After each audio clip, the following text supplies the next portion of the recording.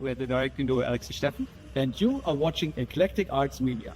If I can walk out of the ring the way I walked into it, I'm happy. All right, look here. Hey, this is Alex Story for Cancer Slug. This is Cancer Slug. And you're watching Eclectic Arts Media. See, I said it right. Going to somewhere like that and playing those places that all those bands that you listen to play. Hello, Beer Bowling Cards! Hello, my name is Richard Winslonaker. I play Hercule Poirot at Taproot and Murder on the Links, and you're watching Eclectic Arts Media. And then I'm singing and I'm going, I'm not all by myself anymore. Oh, whoa. Whoa. I know. I mean, I'm with me every day, all day. But no, I get it. Hello, my name is Kate Yeager, and I play Louise Seeger. Hi, I'm Cayman Illica, and I play Patsy Cline. And you're watching Eclectic Arts Media. You know, even with editing, I get irritated. I'm like, but I get quite stubborn, you know? You know, when you have limited time, you're just like, I'm going to go out, I'm going to go into the woods, I'm going to film myself. Aloha, I'm Jake Shimobukuro, and you're watching Eclectic Arts Media. I think I forgot your question, but I went on a different path, but it felt great. And I need to keep as much hair as possible because, particularly in Hindley Street, no one's got hair. You'd fit right in, Mark. So.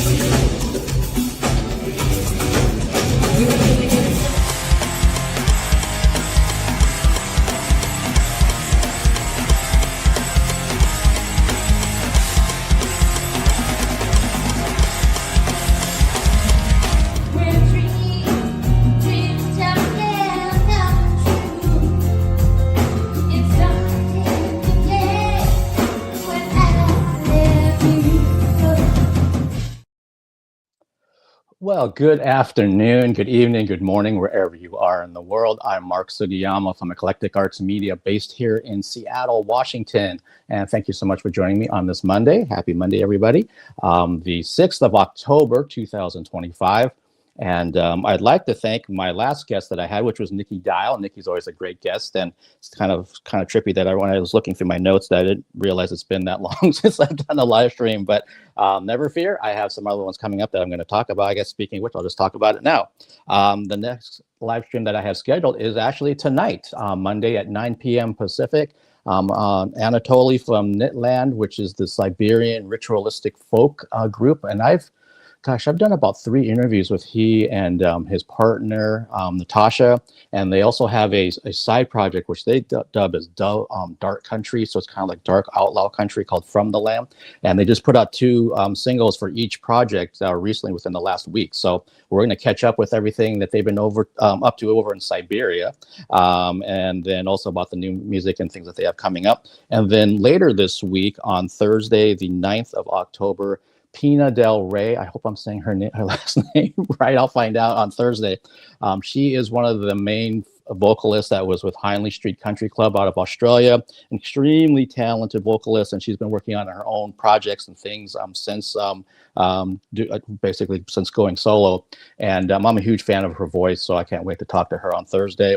And there's a couple other live streams that are in the works. We'll see if we can squeeze those in this week. If not, potentially next week. And we'll kind of go from there. So if this is your first time joining me on my YouTube channel, if you do me a huge favor, please hit the subscribe button as well as the notification bell. And if you're over on the Twitch side of things, if you could follow me over there, that's where I started all this virtual work back on May 22nd, 2020. So it's been over 5 years. And if you want to know what I have coming up specifically, I always post everything first on Instagram. My account is Eclectic Arts Media, one word. And some of that information then migrates over to other social media platforms. And if you really enjoy what I'm doing, you want to support the channel, support the content, everything that I have going on, both virtually, in person. I was at a bunch of events this past week. I've got another one on Wednesday and one on Saturday. There's a PayPal, me, and Venmo link in every live stream YouTube description. It's also over on the Twitch side. So that's only if you're in a position to do so, but every dollar really helps. And things are very tight right now. So that, again, every dollar helps. And I appreciate anyone that is in a position that wants to try to help keep Eclectic Arts Media going. All right. My guest today is a talented musician, director, educator, producer, and performer, among many other talents. He has recorded and or performed with the likes of Atreyu, The Contortionist, Coven, and pop icon Debbie Gibson. Please welcome to the Eclectic Arts Media virtual studio, Mr. Johnny Concannon. Hey, Mark. Thanks for having me. Hey, Johnny. Thank you for taking the time. How are you? I'm doing great. Thanks. Yeah, thanks so much for being here. And I definitely want to talk about all kinds of things in your background, because you've got a lot of different things in your background, which I love. Sure. But let's talk first and foremost. The reason that I know who you are is because of Miss Debbie Gibson. Of course. Yeah. She's definitely the most prominent person who I've had the opportunity to work with. So yeah, quite a few people have found me through her, and honestly, a lot of people who I never would have thought would have been a fan of mine, which is awesome. So it's great to always get to be out and with new people, and that's one of the things that I think has been a fun part of my career, at least. Yeah. Yeah, for sure. I mean, I saw, for those that are watching, I saw Johnny and perform with Debbie on there's the last Tuesday. It's been almost a week, which is kind of weird here in Seattle. And as I told Debbie, I saw her in 1988, 1989, 1991. And so, but I had not seen her since. So it's like, wow, what a big 34-year gap. Right. And it's funny is that the second year that you mentioned there was the year I was born. So I was born the second time you saw her around. I was yet maybe in the world, Wow, I feel old. Sorry. But I think that kind of ties into her story, though, right? She's on the Nostalgia Tour right now, and she likes to refer to her fans and sort of like her music as eternally electric. And I think the idea is that she's not really looking at age as part of something that she uses as a qualifier for really anything. So we have like a huge range of talent that's displayed on the stage, covering like almost 5 decades of people, which is very interesting. So I just think that that's a cool part about what we do, and it's been really fun to get to like grow and to know her music. Yeah, no, that makes perfect sense. I've had many of these live streams that I've done. I've talked to people about that you can't look at something as a new idea that, oh, I'm too old to do this. It's like, no, just start doing it, whatever it is. And you have to keep going, just keep going. Yeah, and just kind of, if you're getting some sort of enjoyment out of it from the learning process, you don't need this like white noise part out here. It's more about just here, and then eventually people are coming to you, whatever it is, if you're like into scrapbooking or gardening or whatever. You don't want to talk yourself out of it. And I'm a perfect example of that, because I didn't start this stuff till I was in my 30s. So, and it was completely organic. I was not looking to do any of this kind of media stuff. But when the opportunities kind of came, I said, well, let me kind of massage this opportunity. Oh, look, there's one over here now. Oh, there's another one. So, but the initial spark of it, I had no idea. It's funny how that works, right? Like, I think there's a lot of people, even in the world of professional music, that I'm not sure intended that they were going to get there. I think a lot of people start off because they're like, hey, I got a buddy and they got a guitar next door and I'm just going to go play. And then 16 years later, you're like in the back of a bus and you're like, how did I get here? Totally. I mean, even like with these virtual live streams, I started during the pandemic, and that was because of a wonderful band called Alice from Los Angeles. I had met them in 2017 here in person. I did an interview with them and all this kind of business. And of course, the pandemic wiped out everybody's tours and everything else. So they had enough wherewithal to create a like club atmosphere at home in their drummer's house. And so then we're going to try to have a multi-camera thing and fog and lights and the whole bit. And how would you like to open our shows? And I'm like, I'm not tech oriented. So I'm like, how does this work? And I can do the interview part. That's not a problem. But the rest of it, I don't know. And just talking with their guitarist, who was kind of putting all of the tech part of it together. And he's like, no, if you have this kind of phone and you have this kind of thing, we can definitely make it work. And off we went, and we ended up doing 59 shows on that virtual tour. Wow. Yeah, so I've never been on the road like you have, where you're like loading in, loading out, flights and buses and all that kind of thing. But even just that small piece was like, oh man, I have another interview to do today. Oh, I've got another one tomorrow. Oh, I got. It doesn't stop, right? And so, like, did you? Let me ask you: did you ever feel like in that process that you were feeling like creatively burned out? Yes, absolutely. Yeah. Like, about how long into it? And this is just, I'm just curious because there's like a stat amongst touring people where like there's like a number. How many days in? Oh man, for me, I would have to say probably when we hit about 30 shows in is for when I started feeling like this isn't as much fun as I thought it would be. We call it the 3-week freak. That's usually what it is. Okay. It's usually about 3 weeks in, especially if somebody's new, you're either going to be cool or it's going to be a bad time. Like right around 3 weeks is when people are like hitting critical mass of like, I miss my cat and like, I miss my girlfriend and I miss eating my food at home and like all that kind of stuff. And they're ready to go and they'll have some sort of breakdown. Like that's usually like around that time. I remember my first like real tour like that. And about 3 weeks in, I was like, I miss my girl, not my now wife, it was tough, so I definitely understand that aspect of it. But that's a real thing, is that the road is not as much of a party maybe as everybody might think that it is. It's definitely a little different because you're out there doing your thing and you're putting yourself out there and you're tired, Yeah, no, you're absolutely right, and I love the 3-week freak. I'll have to remember that. Try to that's like, see, and next time you work with like a band person who does touring, see if they agree on that. That just seems to be a consensus around people that I've worked with. Maybe I will definitely bring that up. That's funny. And you're right. And for me, having a chance to be around a lot of bands and people that tour of all different sizes and shapes and everything, I've gotten to learn a lot about that, because coming to this just from a fan point of view, I didn't realize what was involved. And, if you're in a van and you're traveling 500 miles between cities and you didn't get any sleep, and maybe, you don't even get a chance to do sound check. You just have to go direct in on stage. And then you have to kind of put on this face and try to meet people at the merch booth, and you're dead tired and you didn't get a chance to eat and you stink. And, it really weeds out the wannabes. Do you really want to be doing this or not? I'm fully with you on that. I think the touring world has seen something change a little bit with social media in that regard, where there was sort of this barrier of entry before. Was like, can you get through that? If you can get through that, you're going to be able to be like a long-term touring person. And I've met several people on the way who are like fantastic, unbelievable musicians who kind of come from the social media world.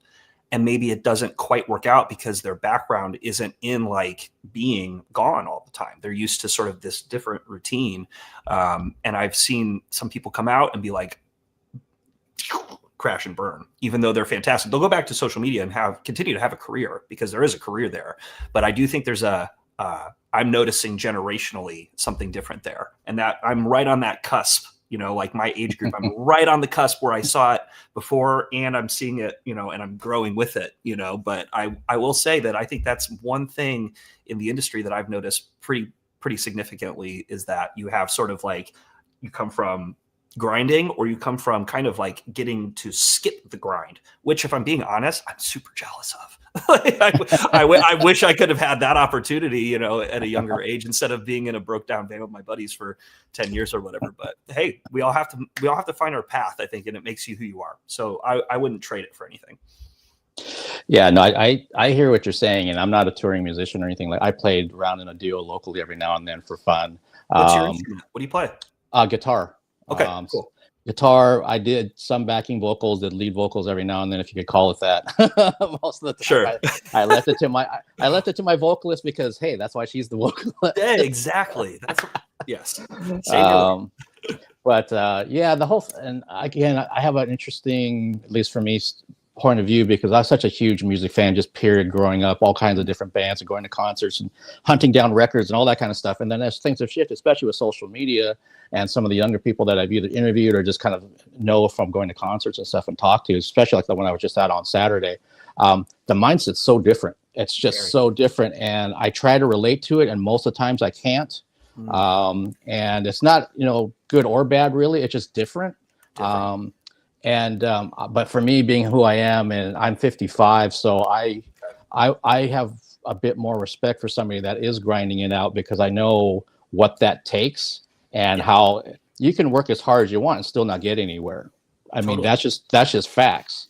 But these other tools, which social media has been a huge tool, so it can really, really help people, obviously, because like as you mentioned, that people have full-blown careers because of social media. And then at the same time, it's also Sorry, dog wants to say hi to somebody outside. I heard somebody outside. I was like, I bet you the dog's about to go off in about 3 seconds. No problem. That's my boy. Sorry about that. No problem at all.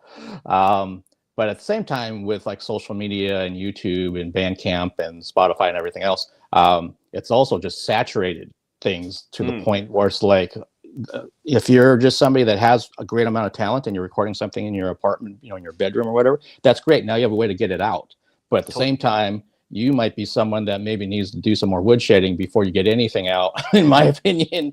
But or you also have the opportunity to, you know, how many takes can you do?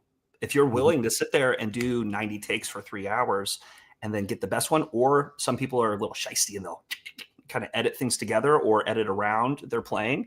You know, so there's a little bit of that where you kind of go, is it sight unseen? Like when you get there, is it actually the same product that you saw in the product photo? Because that's kind of how I look at my IG, is like almost like an Instagram or a magazine where you can kind of come and look at the highlights in a way, right?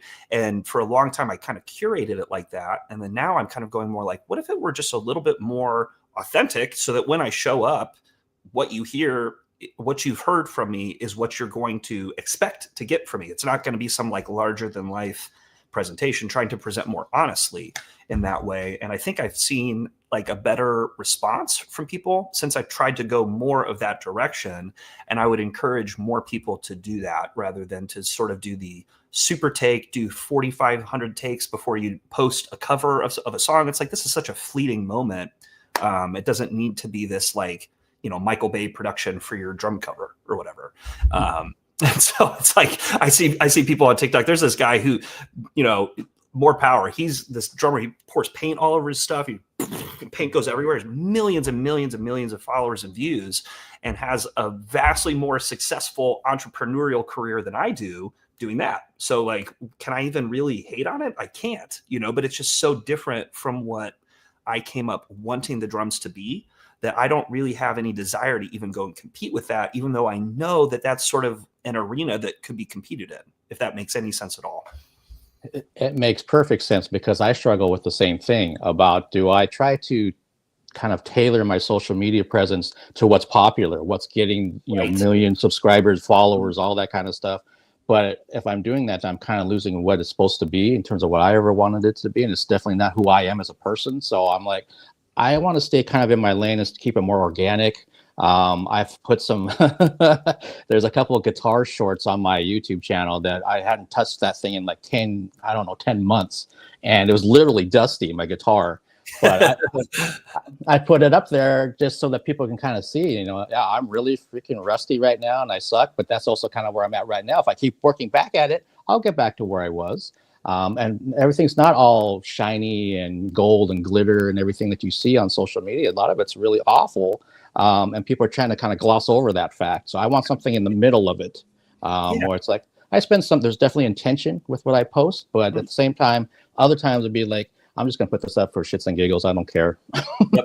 I use my stories as a way to just go, here's my rough and ready, like what I'm doing right now. And it might be something that I'm really excited about, or it might be like foreshadowing something that's going to be a complete thing later.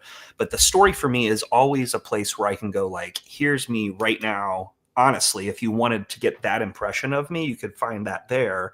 But then it goes away, right? So that's just sort of like a quick insight, but then the reel or the post or whatever is kind of like what you're saying there, that more intentional thing.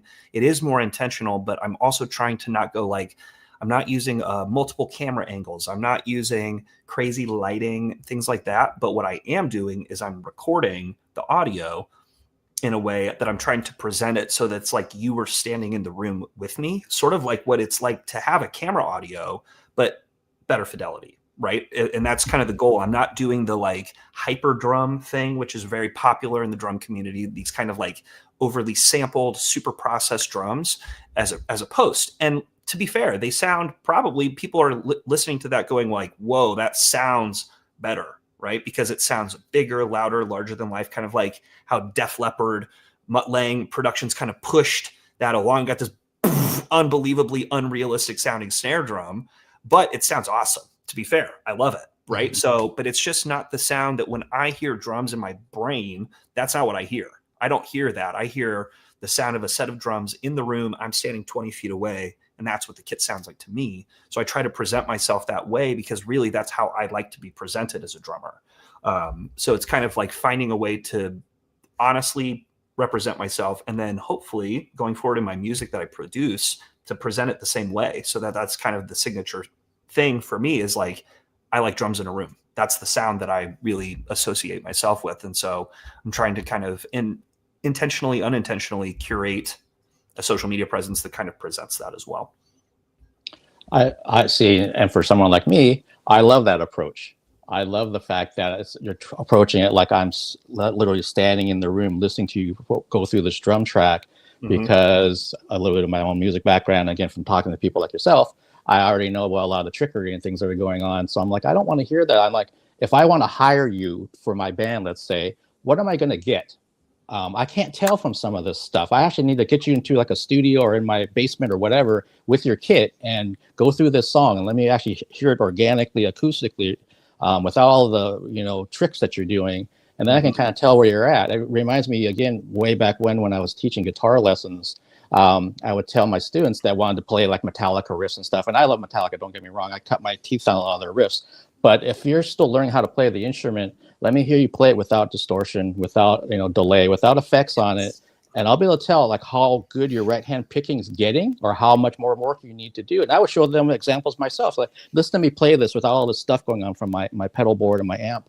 And they're like, oh, that doesn't sound very good. I say, exactly, because I need to work at it.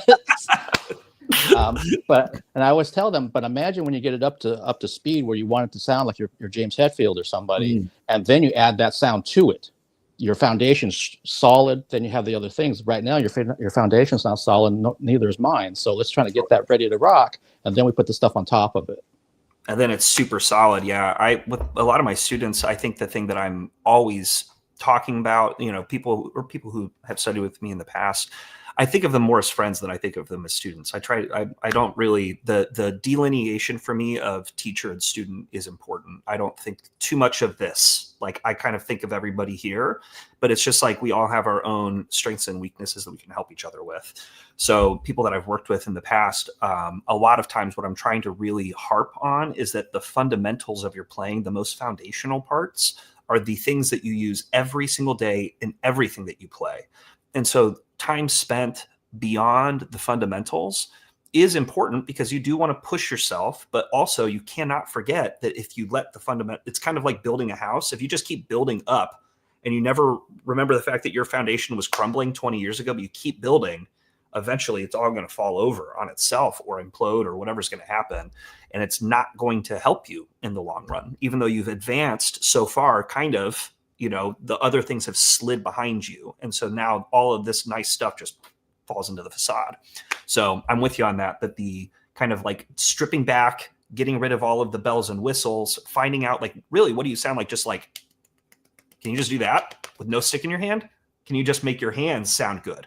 And a lot of drummers can't even do that. So I think there's something to be learned there, that the foundation of everything is really the most basic things that you kind of started with. And I think a lot of people kind of tend to move on and forget about that part. Yeah, I totally agree. I think the other thing I would piggyback on that is that with your fundamentals, that's going to be what carries you through any genre of music. Doesn't matter what you happen to personally like. If you're into rock and metal or whatever, that doesn't mean you can't take those same chords and progressions and play it in country. That's totally so valid. That's a great point. Yeah. And I used to try to use examples. There was I forget the name of that song, but there was a Faith Hill song out back in the day that had like a sax solo in it. And I would just transpose it to guitar, but I wouldn't tell the students what I was playing. And so I'd play this thing. Oh, that's pretty cool. What's that? Who's the artist? And what's that song? And then I'd play the saxophone track on Faith Hill. And they're like, what? And I'm is it This Kiss?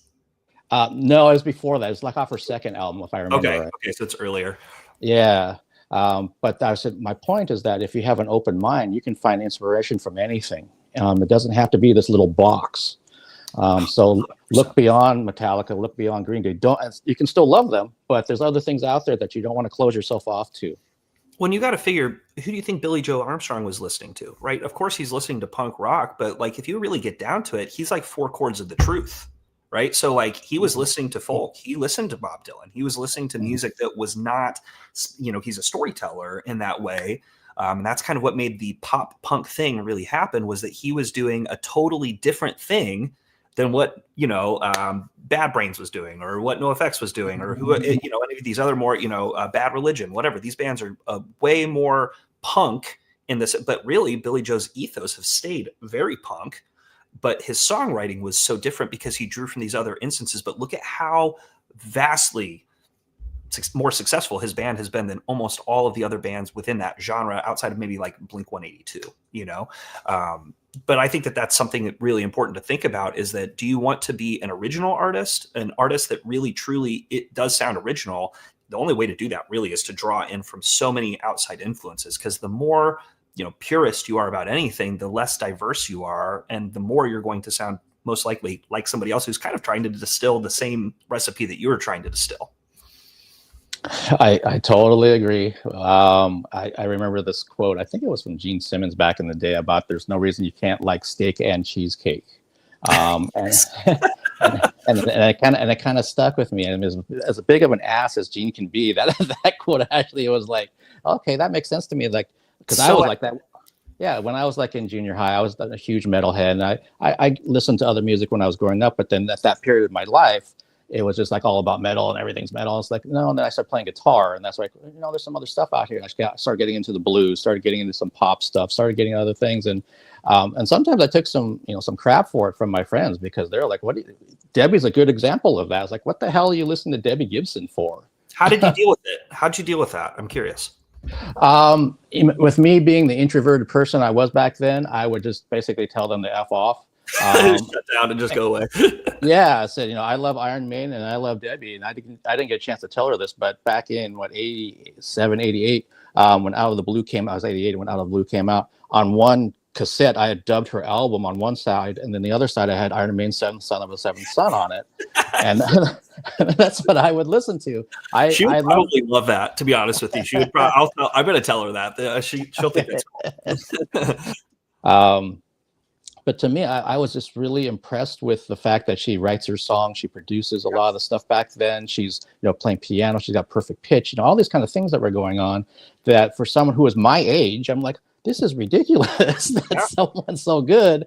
And then the stuff's really catchy, and that's made me want to see. So I'm like, even back then, like, you know what? If you guys don't like it, that's fine. You do you. But I'm gonna go see her. She's gonna, because I saw her by myself the first time in '88 because nobody wanted to go. Right. But in '89, when you were born, I got to bring 2 friends with me, and then in '91, I brought one of the same friends with me. So some other people got turned on to her as well. But yeah, it wasn't easy. I was also a huge Eurythmics fan at the time. Terry Bozzio playing in Eurythmics, man, what a monster. Yeah.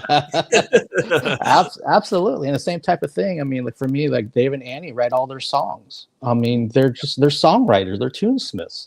And so if you're this metalhead and you're stuck in that, again, I love metal, but there's so much more I want to add to my plate and to everything that I experience. And that means especially seeing it live.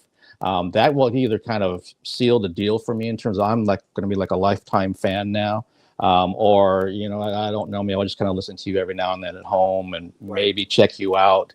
And Debbie was a case of that too. I love the fact that the show that you were a part of last week was that it was presented professionally, it was presented with lots of fun and everything and lots of energy, but at the same time she was also very personable during the set, and so you felt like, wow, this is, you could see this in front of 50,000 people, or you could also see this in a club like this. And the approach was still the same, that we're going to give you, what you paid for, but we're also going to find a way to make sure that you can also feel like you have a better connection with us than just the standard show.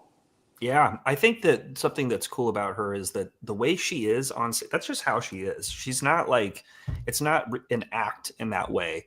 She does feel very strongly about her songs, and she really does love her work, but not in a weird way, in a way where she's trying to just continue to share that with other people. And I think that for the people that love the music, like they love the connection that she's bringing. That's something that I haven't worked with anybody that works the way that she does on stage. Like it actually, I'll just, the funny thing is the first time I worked with her, the first tour was 2022. I was a little bit uncomfortable with it at first, because I come from a different world where it's like song, song, song, song. Hey, what's up? Hey, what's up? Go buy some merch. Song, song, right? Like that's more how I grew up. So for me, it was like, man, all this dead space in between. I'm just thinking about myself. They've got to be bored. They've got to be bored. Like, you know, let's get back to the music. They're not. The fans come there because she is authentic, and she actually is connecting with them in a way that most other artists are just incapable of doing. So I've had to maybe put my own, oh, look, I'm giving a thumbs up. I had to give my own, put my own, like whatever on the back burner and kind of go like, hey, I'm here now. This is where I am now. And it's a different show than what I'm used to. So I have to kind of come around in a way to help support what it is that she's bringing to the table as a storyteller and entertainer. And you may have seen during the show, she can be a little like, hey, you know what, right now I want to do this. And so as the show controller, if you will, I have to find a way to make that happen for her, because saying no in that moment is totally a way to just destroy the energy of the room. So I've always, not always, but since I've worked with her, I've been continuously working to find a way to help support the way that she is as a storyteller. Thank you for sharing that insight, because that's really interesting, and it makes perfect sense that if you've come from playing shows where it's just like, here's our set list, here's the songs, here's what we're going to do, kind of blah blah blah, get in, get out, and then having to really shift to like what you described with Debbie, and which is exactly what I saw of like I think there was even like once or twice she restarted songs. That can happen. Yeah, and with you, the music director, with the tracks that aren't being played live on the stage, it's kind of like, okay, yeah, I'll make this happen.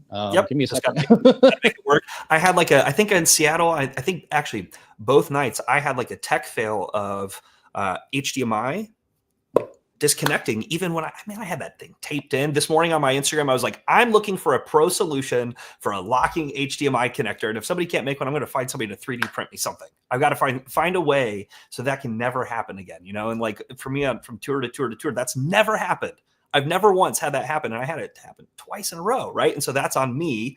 And that's me going, okay, after the show, I've got to go own up to that, say sorry. I've got to talk with production, figure out, hey, how can we make this bulletproofed? You know what I mean? And that's kind of, for me, the continuous learning experience is like, well, now I didn't know that could fail. Now I know that can fail. Let me see if I can figure out a way to make it not do that again.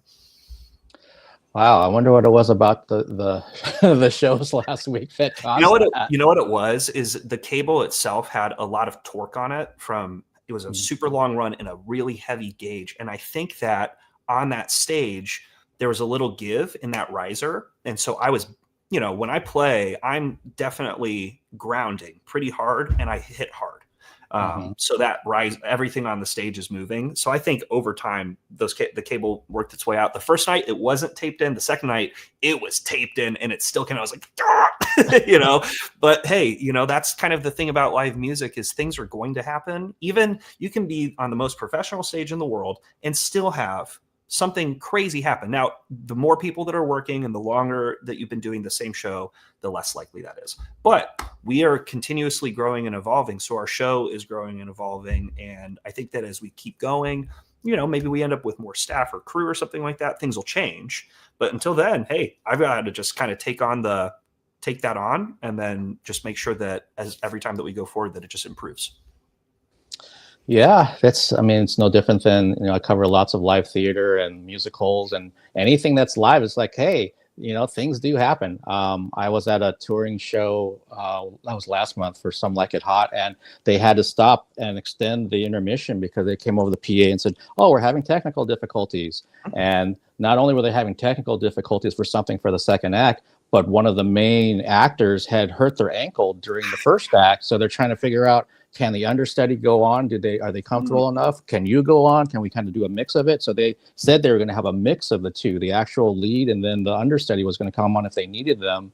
And it's like, and some people around me that maybe don't understand the whole world of performing live. It's like, these things happen. I mean, it's not watching a movie that you're at home on your couch. It's something that is going to organically happen, and they don't want it to, obviously, but you know, things happen and you just roll with the punches. And so for me, it actually makes it a little bit more authentic that something happened.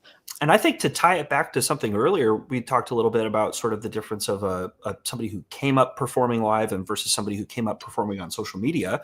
The way that I sort of look at professionals is, it's like, how do you handle yourself in the moment of total chaos on stage, right? It's like, do you panic, totally freak out, lose your mind? When I first started off as a stage tech, when stuff like that would go wrong, I didn't know all the things that I needed to know about how everything worked, like everything, right? When you know how everything works, how are you really going to get freaked out? You're like, okay, well, it's going to be one of two or three things. Let me think about this logically. It's going to be this. Let me test that. Nope, that didn't work. Nope, that didn't work. Bang, things, you know. And so you sort of have like a method that you're going to go through. But when you're not fully there yet, it is like maddening to have that happen, because it feels so embarrassing, and every second that goes by feels like a year, right? So it might be like 20 seconds, and it feels like you've been up there just like dying for an hour, but it's really just been just boop, boop, boop, you know, really quick. But it feels crazy long and so stressful. So I've certainly been on stages with people that have handled that well, and certainly been on stages with people that have not handled that well. And I think that kind of, for me, leaves an imprint in my mind about like, okay, this is, you're a seasoned performer, because really that didn't rock you at all. Debbie, she can roll with literally any punch. Because she can sit down at the piano and just go and just kind of like, you know, make a moment happen if she needs to cover for somebody. So she can cover for people on stage if something's going wrong. And a lot of groups that I've worked with have that ability. But then there have been others where it's kind of like, uh-oh, what happens right now? And it's a little awkward, you know? So. Yeah, well, I saw this play on Thursday night, so 2 days after your show, and these are ladies that founded this company. They've been in this industry here locally for like 30 years each, easily. So even though they're performing at a local community center to do their play in front of maybe 200 people, you know it's going to be this level, because they don't get bothered by anything. They just know what to do, what not to do, how to do it. Oh, this just happened. This is what we're going to pivot now and do, this kind of thing. And I love that aspect of it, that I get to watch these professionals that are seasoned veterans just make it look so easy. Effortless. It's effortless for some people, you know, like I feel effortless as long as I'm behind the drums, you know. As soon as I'm like, I'm so awkward on a mic, hey, everybody, you know, it's like, that's just not my comfort zone, you know. But if you put me behind the drums, like, I feel really comfortable back there. So I feel like bulletproof in that way, you know what I mean? Like I just know how to do what I need to do back there. That sounds like me with a guitar. I'm fine playing a guitar in front of people, but if you put a microphone in front of my face and I have to sing something, then it's a whole different matter. Ribbit. I feel like a frog. Yeah, I remember the first time I sang in front of anyone in public with my old duo, and I must have had at least 3 beers before I got through that song, because I'm like, I am not going to sing. Yeah, I'm not singing this sober. No way. See, I feel comfortable singing also behind the drums, right? Put a mic in front of me and I'll sing harmonies and do whatever, or sing lead. I've cover bands and stuff like that. I've sang lead before from the drums. But yeah, again, take the drums away and I'm like, itty bitty little, you know, little voice. Otherwise I'm like, yeah, and I'll just get after it, you know, like it doesn't really bother me, but I just have to have my armor. I need, or my shield, you know, my drum shield. Yeah, and you know, I think that's also common with other musicians, because some of them I've talked to that are known to like accompany themselves, like say on a guitar while they're singing lead. When they have numbers and the guitar's not there, they feel naked. They feel really weird, like I don't know what to do with myself. Yeah, or almost like, especially if you've learned to play a song while you're singing it, to just sing it now will feel weird, or to just play it will feel weird, because you're sort of like, there's a muscle memory that gets involved there. And you almost like can't do one without the other. And for sure, for me playing the drums, it's almost like I've learned how to sing like this, because the mic is always kind of like over to the side. So when I'm singing, I actually feel more comfortable if I sort of turn my head, which probably isn't a good thing, but that's just sort of like how my body has learned to hit certain notes. And so like if I'm singing, even like for a lead, I sing songs and stuff, I kind of turn my head and to hit like a high note, because there's almost like this physical response that I know just gets a note out, you know?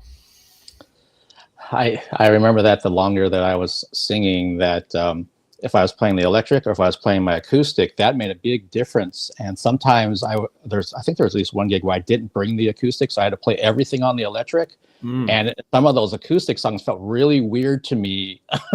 Just the feel of the guitar, or like the body shape, and you know, yeah, sort of to be in a different position maybe. Yep, it's where the body was hitting my body. It felt weird on that particular song and those 3 songs. And then, like you said, that you kind of get used to where the mic is. So you kind of always want to just always sing that way, even if you have nothing around you or on you. You're still kind of like there's just like a thing. Yeah, it's just it's totally. I think that people forget that music is so physical. Music is like a physical experience, like as a performer and as a listener. Like in all ways, music should be physical. And I think it's easy to like remove yourself from the physicality of it by thinking about technique. You're like, my technique has to be this or whatever, and you remove yourself from the physical aspect. That's a big thing in the drum world for me that I'm kind of like harp on a little bit as well, is that trying to be present physically with your instrument and not just like, I have to have posture and I play like this, like a robot or whatever. Like, yes, you want to work on your posture, but when it's time to play music, it's time to sort of like release that, and that your muscle memory is going to take over. So that's going to help you, the training, but now it's time to sort of unleash, you know? And if you never really let yourself unleash, I feel like you've done the audience a little bit of a disservice there. Yeah, no, I agree with that. I think I would kind of compare that to like if you're an athlete and you have to practice and you have to, you know, do all these things to get yourself ready. Like if in the case of me being a Mariners fan, and ALDS going on, that when you get up there, it's like, well, did you prepare or not? Because you're not going to prepare now. You're in the game, so let it loose. Too late. Yeah, it's too late to, once you're there. You know, I've said this before to people where people are like, yeah, it's like, you know, the day of a show, and you've had however long to prepare for it. And somebody's like, all right, I'm going to go run all the songs in the green room. And it's like 2 hours before the show. And I'm sitting there going like, you sure? Like, you think I'm not sure that you know what I mean? It's like cramming for a test. You know what I mean? Where you're like, okay, maybe you're going to get through this, but like at what cost? You know what I mean? Like, did you actually retain any of this? You're probably just going to have to do this again. You know, and that means every time you come up and show up for this particular gig or show or whatever it is that you're doing, you're going to be in this sort of like nervous mindset going on stage because you don't really yet know it, you know? And like, I think that it's almost like too late. It's like, yeah, Kobe's not showing up for game 7 thinking about, I haven't practiced threes in like 4.5 weeks. I guess that wouldn't really be possible. You know what I mean? But I guess, so the analogy is not perfect there, but I guess it's the idea. It's like, these guys are fully functional every day, performing because they were doing this every day, if that makes any sense at all. It makes perfect sense. That's exactly how I feel about, I don't want to suck the life out of, let's say, music. If we're going to perform, like you were mentioning, using that example in the green room, going through the entire set before you hit the stage, it's like, no. If there's something maybe as a group you need to kind of tweak, like, you know, when we do the set list, are we going to do that extended section in this song or not? That's fine. That makes sense. Totally. But the whole thing is like, no, you should just try and do your stretches, do whatever kind of gets you in a good mood, get you relaxed, get you into your zone, and then get on stage and do it. I totally agree that at that point, it's almost not a lost cause, but you're not setting yourself up for success if you do that, in my opinion. Correct. And I think like if I'm the MD or whatever on a gig, MD, whatever that means, if I'm doing that job, when people say stuff like that to me, I go, okay. I'm not going to like get on you about it. You know, I would rather that you go do what you need to do to feel comfortable. But like I catalog that in the back of my mind and I just go, okay, I know. Because really what I want to be able to do as an MD is I want to be able to look at you and go, hey, tonight when we play the song, we're taking the chorus 4 times and that you already know that it's supposed to be 2. I don't want to go like we're taking it 4 times instead of 2 times. I don't want that. It's like you should know that the chorus is 2 times at the out and tonight we're doing a double. You know, and so like I think sometimes that's where for me I start to kind of catalog the musicians I've worked with is like, okay, this is somebody who jumps a little bit above the bar, and then here's the people who meet the bar. right? And meeting the bar is cool, and that'll get you through gigs. But people that jump the bar, I want to work with you on like a different level, beyond just like, cool, it's nice to work with you on the show. Thank you very much for showing up and being prepared. But then there's the other people where you go like, hey, I've got this other gig and I want to bring you to the gig. I'm people that just meet the bar, I'm never going to put my neck out for, but it's the people that'll jump over the bar every time. I trust you because I'm a jump over the bar kind of person. I'm like I want to like rocket ship over the bar. I don't want to just like barely, I want to fly way over it, which sometimes comes at my own detriment, like in time spent versus money earned or whatever. But I have to think that that's probably contributed a little bit to why people will ask me to come back, is because I'm willing to kind of take that extra step, even at my own cost, if that makes any sense. It does, because for like 10 years, I worked with models as a photographer. So same type of thing that, okay, hey, I love working with you. You have great ideas, great personality. You're very professional, but you're just kind of meeting me here. And then I already know in the back of my head, somebody else over here as a client wants this certain type of person for this particular shoot. And I got to find not only that look and that personality, but someone that will bump it up further than just the average, because that's what they want. And that's actually what I want too. So the people that are going to continually, keep getting gigs and connections from me for anything that I do, it's the ones that jump. Absolutely. Because you've shown you want it as bad as I do. That's it. Because like I look at my own art as nobody's going to want this as badly as I do. Nobody else can possibly want my song to be more successful than me. But if I'm going to hire somebody to play guitar on my song, I kind of need them to. Like, I need them to buy in at least enough. Now, for some people, that's money talks, and that'll get them to buy in all the way. Hey, I'm going to throw you $200, and they're like, great, and they're a pit bull on the thing. Other people, you throw them $200, and they still don't. They just meet the bar, and they send you like one pass of guitars and one tone, and you're like, thanks, I guess, cool. But like the guy that sends me like 3 folders with 3 different takes, and there's like wet and dry, and there's like, oh man, you did like a solo option, like cool, like thank you for that, and so I try to do the same thing for my clients, because I love to be surprised that way when I've hired somebody to do the work. So I want to over deliver in that way, and that's just kind of how I do business. I relate to that. I had a really, I don't know how this happened. It was a really fun opportunity where there's a guy that does like pixel art animation with like dark wave and goth type bands out of the UK. And because of the band Alice that I did the virtual tour with, he's connected to them. So he's like, hey, Mark, I'd love to have you do a voiceover for one of these characters. And I'm like, me? That's not what I do at all. But I'd interviewed him. He's a great guy and everything. But I'm like, so what do you have in mind? What he didn't know was that way back in my past, I did work briefly as an audio engineer. But I'm not trained as I'll be the first one to say this, but that was my title. So we did a lot of voiceovers back in the day in like 2000 for like cartoons and web things that were first on the come up at that time. Cool. And so but he didn't know that. So he's like, it's only like 3 lines. It's not a big deal. I said, okay, sure. So send it over to me. And like you said about something sending you like 3 files worth of things or folders worth of things. I gave him so many different takes of those lines because I had nothing to look at. So I don't know how this character would approach this, or if they're young, old, whatever, a rocker, a country person. So I just gave him a bunch of stuff. And when he saw that, he's like, holy crap, I wasn't expecting all this. And I'm like, was it too much? He's like, no, I love the fact that I have so many options to pick from. And I said, well, that's what I wanted to do. And that's when I told him about my background. So I'm like, so that's where that's coming from. Take after take after take, saving all those files. I'm not getting rid of anything. Yeah. And again, I'm not super tech oriented, so I don't have like a studio or anything here, but I just found ways to make it work. Because he asked me about my gear. So what did you use to record that that take and that take? And I said, it was all the same stuff, dude. I didn't change anything. It just changed here. Yeah. Yep.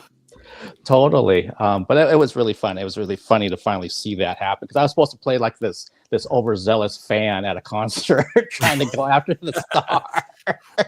And I was super excited to see her and all that stuff. Well, I can absolutely fanboy with the best of them, so that's not a problem. I actually do know how to do this. Hold on. I got this down.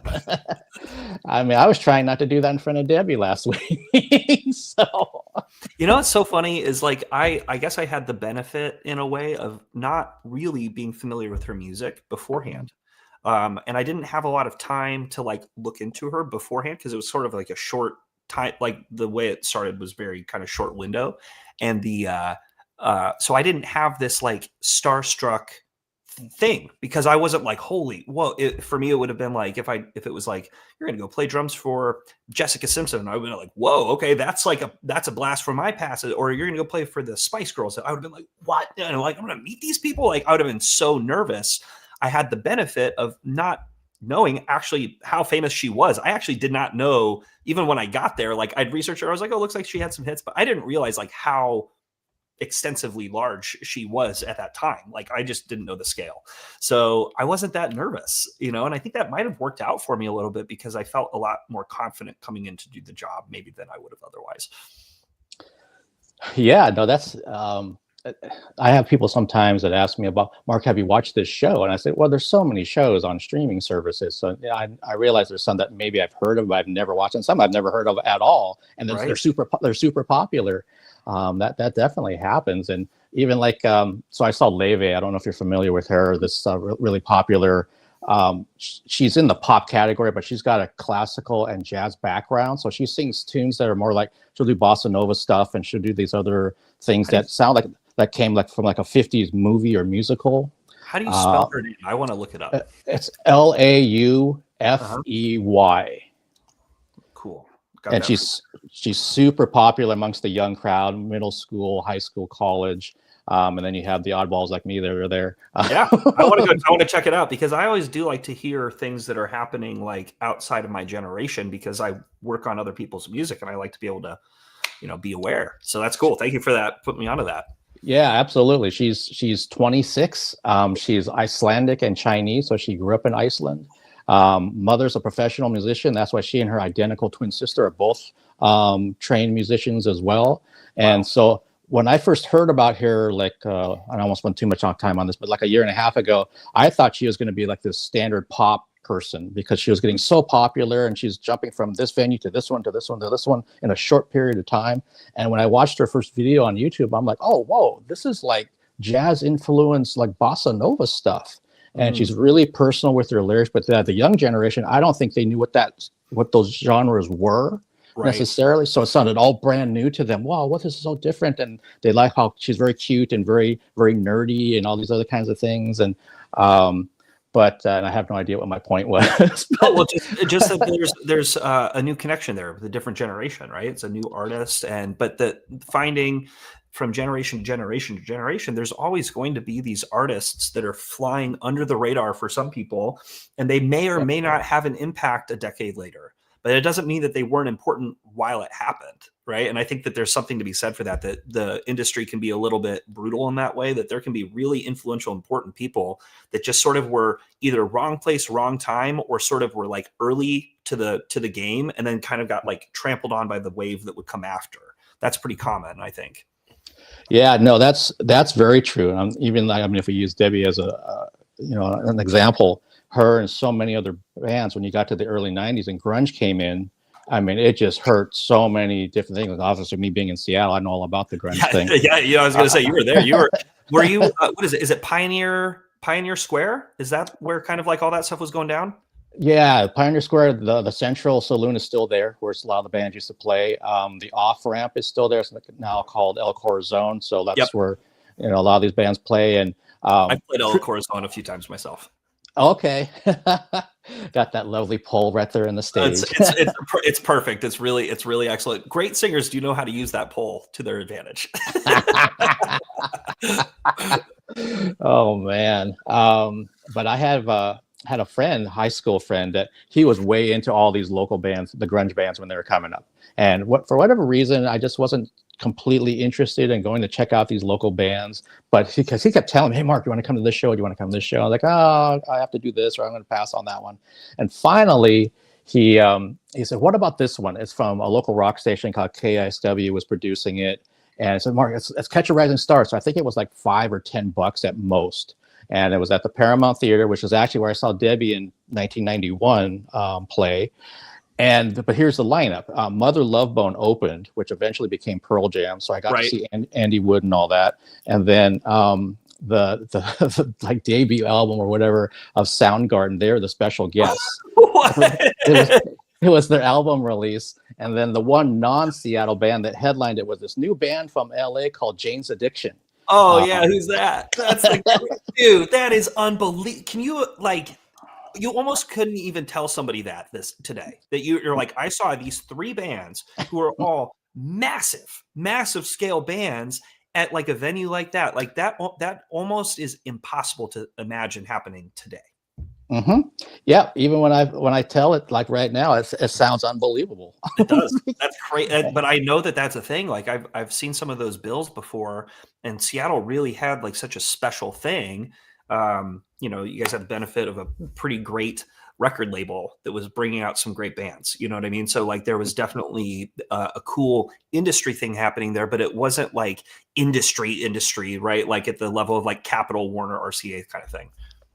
Yeah, as much more, I would say, organic, and every band member knew every other band member, and that's why they kind of crisscross over each other, and it would just like they shared band members over the years.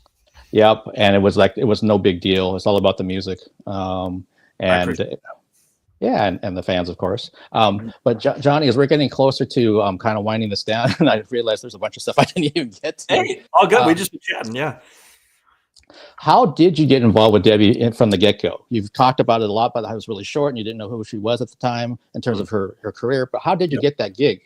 So it's, kind of like how most things have worked for me. It comes from word of mouth from something that I'd done much in my past. So this really came from 2019. I did a tour, 2019, winter 2019. I did a tour, my first tour as a tech. I'd never worked as a tech before.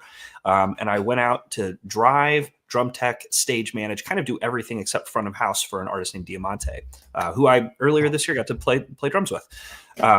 And she had at the time a drummer named Harley DeWinter, who is now one of my really great friends. And Harley was, the first guy I'd ever teched for. So years go by, 3 years basically after that thing. Harley, through a connection that he had in LA through a staffing company called the Beehive, he got the call to be the MD drummer for her, which is tracks world, play the drums, set up drums, make everything sound great and look great every day. And at the exact same time, he got an offer to go and work with an artist he currently works with called Breland out of Nashville. And so the Breland opportunity for him was the opportunity that he wanted. One, he had been wanting to move to Nashville. He'd been wanting to go there for a very long time. So this, boom, puts him in Nashville with an artist. And 2 is an artist that's around his age. He's about maybe 10 years younger than me, right? And so Breland is around, they're all around the same age. So in a lot of ways, it's just like, this just makes more sense for me right now to go do this. But he'd already agreed to do Debbie. So he had to find somebody who could do tech, play, and playback. And so that, I guess, I was the person that he thought of. And so he asked me. Debbie must have seen some videos of me play, or somebody did, and thought that it was good enough, at least. And they trusted me and trusted Harley's word that I was going to come in and not totally bungle it. So they shipped me out a playback rig. I didn't own my own thing at that time, and a couple computers to do the work on, and that was it. And so I started with her in summer of 2022. It was like May, June, sometime in there. But that's kind of how it started. Like I said, it all comes back from these word of mouth things, old gigs and stuff like that. Like almost everything I've done in my career has been like that. Wow, that's a testament to you. It's a testament to doing things the right way with everyone that you work with. Putting your best foot forward. And like I mentioned earlier with my own thing, the fact that apparently Alice liked the interview I did when they met me in 2017 made them think, oh, maybe Mark wants to come do this, virtual thing while we're dealing with this whole stay-at-home nonsense. And we talked before the show with Doyle and Cancer Slug and all this kind of stuff that I met Cancer Slug first. And that's when Alex was like, hey, we're coming back with Doyle. You got to make sure you come to the show and all this kind of thing. And now they're, especially in his case, he's like a friend at this point. And it's a really good reminder for anybody what Johnny just said or anything that you're doing out there, that regardless of your situation, you want to do the best job you possibly can, because you don't know where this is going to take you in the future. And that's not why you're doing it, but you're trying to make sure that every job that you do, people can think, yeah, you know what, I'd work with that person again. I can definitely recommend them. I could give them a reference. I can do whatever. And look what it's done. It's given you all these opportunities that you didn't know existed. So many, you know, and it's even funnier to think that opportunity to be a tech came from being a drummer in a different band. The bass player in that band goes on to be front of house for Diamante and brings me on, right? And then like a little bit longer, the front of house from that first gig, this is the Contortionists, the band I'm talking about. Their front of house put me on to be drum tech for Atreyu, who then you might know, like I ended up playing drums for all these years later. I got to record on a song with them, right? So it's like from this one gig that I did from people who I went to high school with, who were like I was in a band with the guitar player of the Contortionists in high school. It's one of my really great friends. That 10 years later, right? We were friends in high school. We like took music theory together. We had like a band. 10 years later, his twin brother needs time off and they asked me to be the drummer, right? It's like been 10 years. I haven't seen them. We haven't really, you know, but it's just like they remembered I liked prog metal and I could kind of and I was still a professional drummer and I was still available. And so they found me and I'm local and they were going to be rehearsing here and like all this stuff. So it's like, yeah, literally everything that you do will continue to follow you down your entire career. And so the way you treat people is really important. But also they will remember if you were prepared or not prepared. And I think that between those two things, I've been able to get by because I don't know if I'm known as being like the fuzziest, like friendliest, most bubbly, joyful dude you've ever been around. That's just not truly my personality. But I think that where I do get by in like a touring party is that I'm more like your big brother. I'm like big brother. I'm like trying to look out for everybody and make sure that everybody's getting what they need and that like the show is going to go very well. And so I'm kind of like, that's more so my archetype as a person, I think, is like big brother. I am a big brother, I guess. But you know, I think that's kind of how I've modeled my career and without really intending to, you know, it's just kind of how I work as a person. Well, and it's also great that you've had all these other roles in bands and on the road and things. So then when you're in a position as MD or anything else, you know what maybe something what needs to be done or somebody needs some help with something because you've been there, you've done that thing. You know, when you're a tech, like you basically learn to keep your head on a swivel. The whole show, you are like, you have to basically be locked in. And I was a tech, like a one-man tech for most of the bands I would work with, where there's nobody else on stage. It's kind of just me. So if something happens with the guitar player, I need to go help them. Something happens with bass, drums, vocal, whatever. I have to be able to do that. And that also is going to be like, okay, troubleshooting that, like what could be going wrong here, right? And so that's years and years of experience of things going wrong, unfortunately, to figure out how to solve them, you know. But yes, you're totally right that without the years of tech experience, that I wouldn't be able to be the MD because I never would have been exposed to Ableton. I wouldn't have been exposed to playback in the sense of how we do it now, where you're using multiple outputs from an interface. It's not as like, you know, when I came up, it was like an iPod. You split your click to the left, you split your tracks to the right, use a splitter cable, and you send the tracks out to front of house, and you're listening to the click, and you're just playing along. You know, that's how I did it back in the day with my bands. But now we're doing it at a much higher level, I guess you could say. So if I hadn't been exposed to that, like in the professional sense, I would literally not be talking to you right now.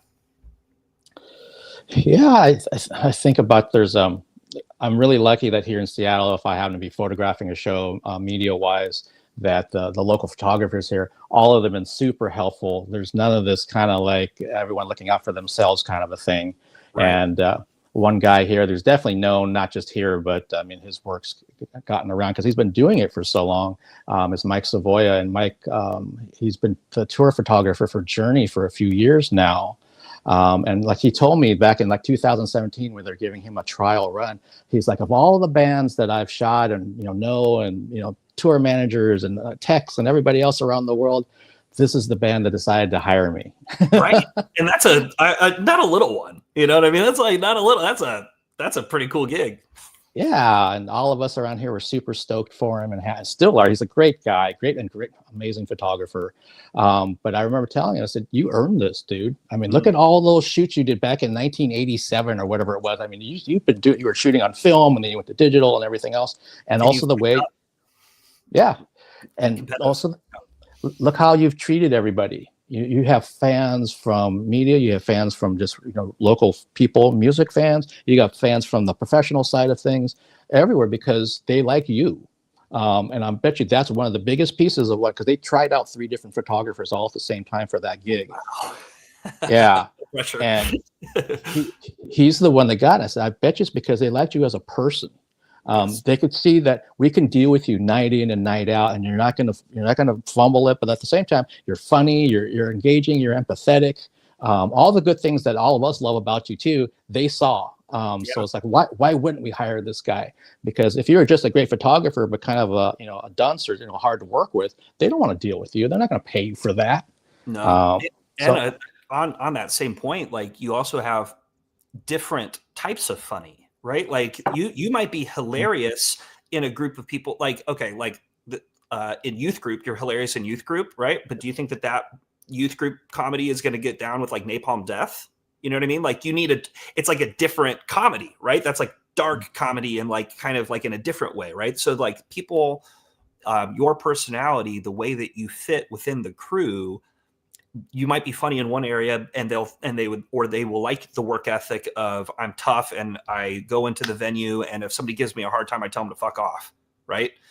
Slayer wants that guy. They literally do. I know Slayer crew, and like their crew is tough. They're not going to put up with anything, and they're going to be, if they have to be, they're going to be mean to somebody locally. And the band wants that because that's the reputation of the band. You don't mess with Slayer. Okay. Well, if you take that same attitude and you come to Debbie Gibson's camp, goodbye immediately. Goodbye immediately, because you can't behave like that, because that's not how she works, right? So she treats everybody with respect and she treats everybody with kindness. Not to say that she won't tell you if you're doing something wrong. She's going to tell you if it's wrong, but the way that she's going to do it will be kind. And so you have to find your way. And so I have this, some friends call me the chameleon kind of thing, which I think of Vinnie Colaiuta, my favorite drummer, is the chameleon, but people will say, or you're genreless or something like that. And my really what that comes from is I just follow the golden rule. I just treat others how I'd like to be treated. And I try to do my best to understand what is appropriate for who. And not to say that I won't make mistakes along the way, but definitely trying to just be myself, while also understanding that there's a version of myself I can be with this group and a version of myself I can be with this group, and how some people want to be spoken to or not spoken to at all. All that kind of stuff is important. Yeah, no, that's a great point. I talk about people need to learn how to read the room. Yes, you could have just summed up everything I said and just said that. That's it. Yeah. I give you a perfect example that kind of piggybacks on what you said, that with all the different things that I have my hands in, this is in 2019, I was during an intermission at the Seattle Opera. I was just back there because they had a special area for us back then, which we don't have now because of COVID, which sucks. But we got to be back there. So all the other media are back there, and I had not grown up with opera at all, so I'm a complete neophyte. I don't know what I'm doing, what I'm looking for. But some of these folks in there, the other media, they've been reviewing opera for 30 plus years. So I was talking to one gentleman. He was super nice, giving me all kinds of background and things of his own, and what he's looking for when he watches the performances, and just really helpful. And we were just kind of chit chatting about some other stuff, because this was on a Saturday. And he said, "Oh, so you're gonna be able to write your review on Sunday, and turn it in and all that kind of thing." I said, "I'm gonna try to, but I have to go shoot Cannibal Corpse." Right. Busy. And I still remember his look. He was like, "Oh, okay, hammer smash face." Okay. Yep. I said, "I'll be dodging bodies in the photo pit." Yeah, I'll be avoiding Doc Martens. Yeah, exactly. Yeah. And I did catch one, ironically, at one of their gigs, right in the back of my neck, which was not Classic. fun. Yeah, no, it's not fun. It's super not fun. But hey, you know what? It's part of the spectacle. Yeah. So the way I carry myself and how I dress when I go to the opera or the Pacific Northwest Ballet, or even some of the musicals and stuff, is very different than when I go see Cancer Slug, or when I see, Cannibal Corpse, or even like when I went to Debbie, I wore a dress shirt. I normally wouldn't wear that to a concert, but I'm like, I want to look a certain way here. And if you'd asked maybe the younger version of me, I would have said, I don't care, I'm going to wear whatever I want. But no, I want to kind of fit in a little bit. And again, read the room. This is kind of how, plus I knew I was going to be getting pictures afterwards with the meet and greet thing. So I'm like, do I want a Cancer Slug shirt on during this? I want to look right forever, because this is a picture forever.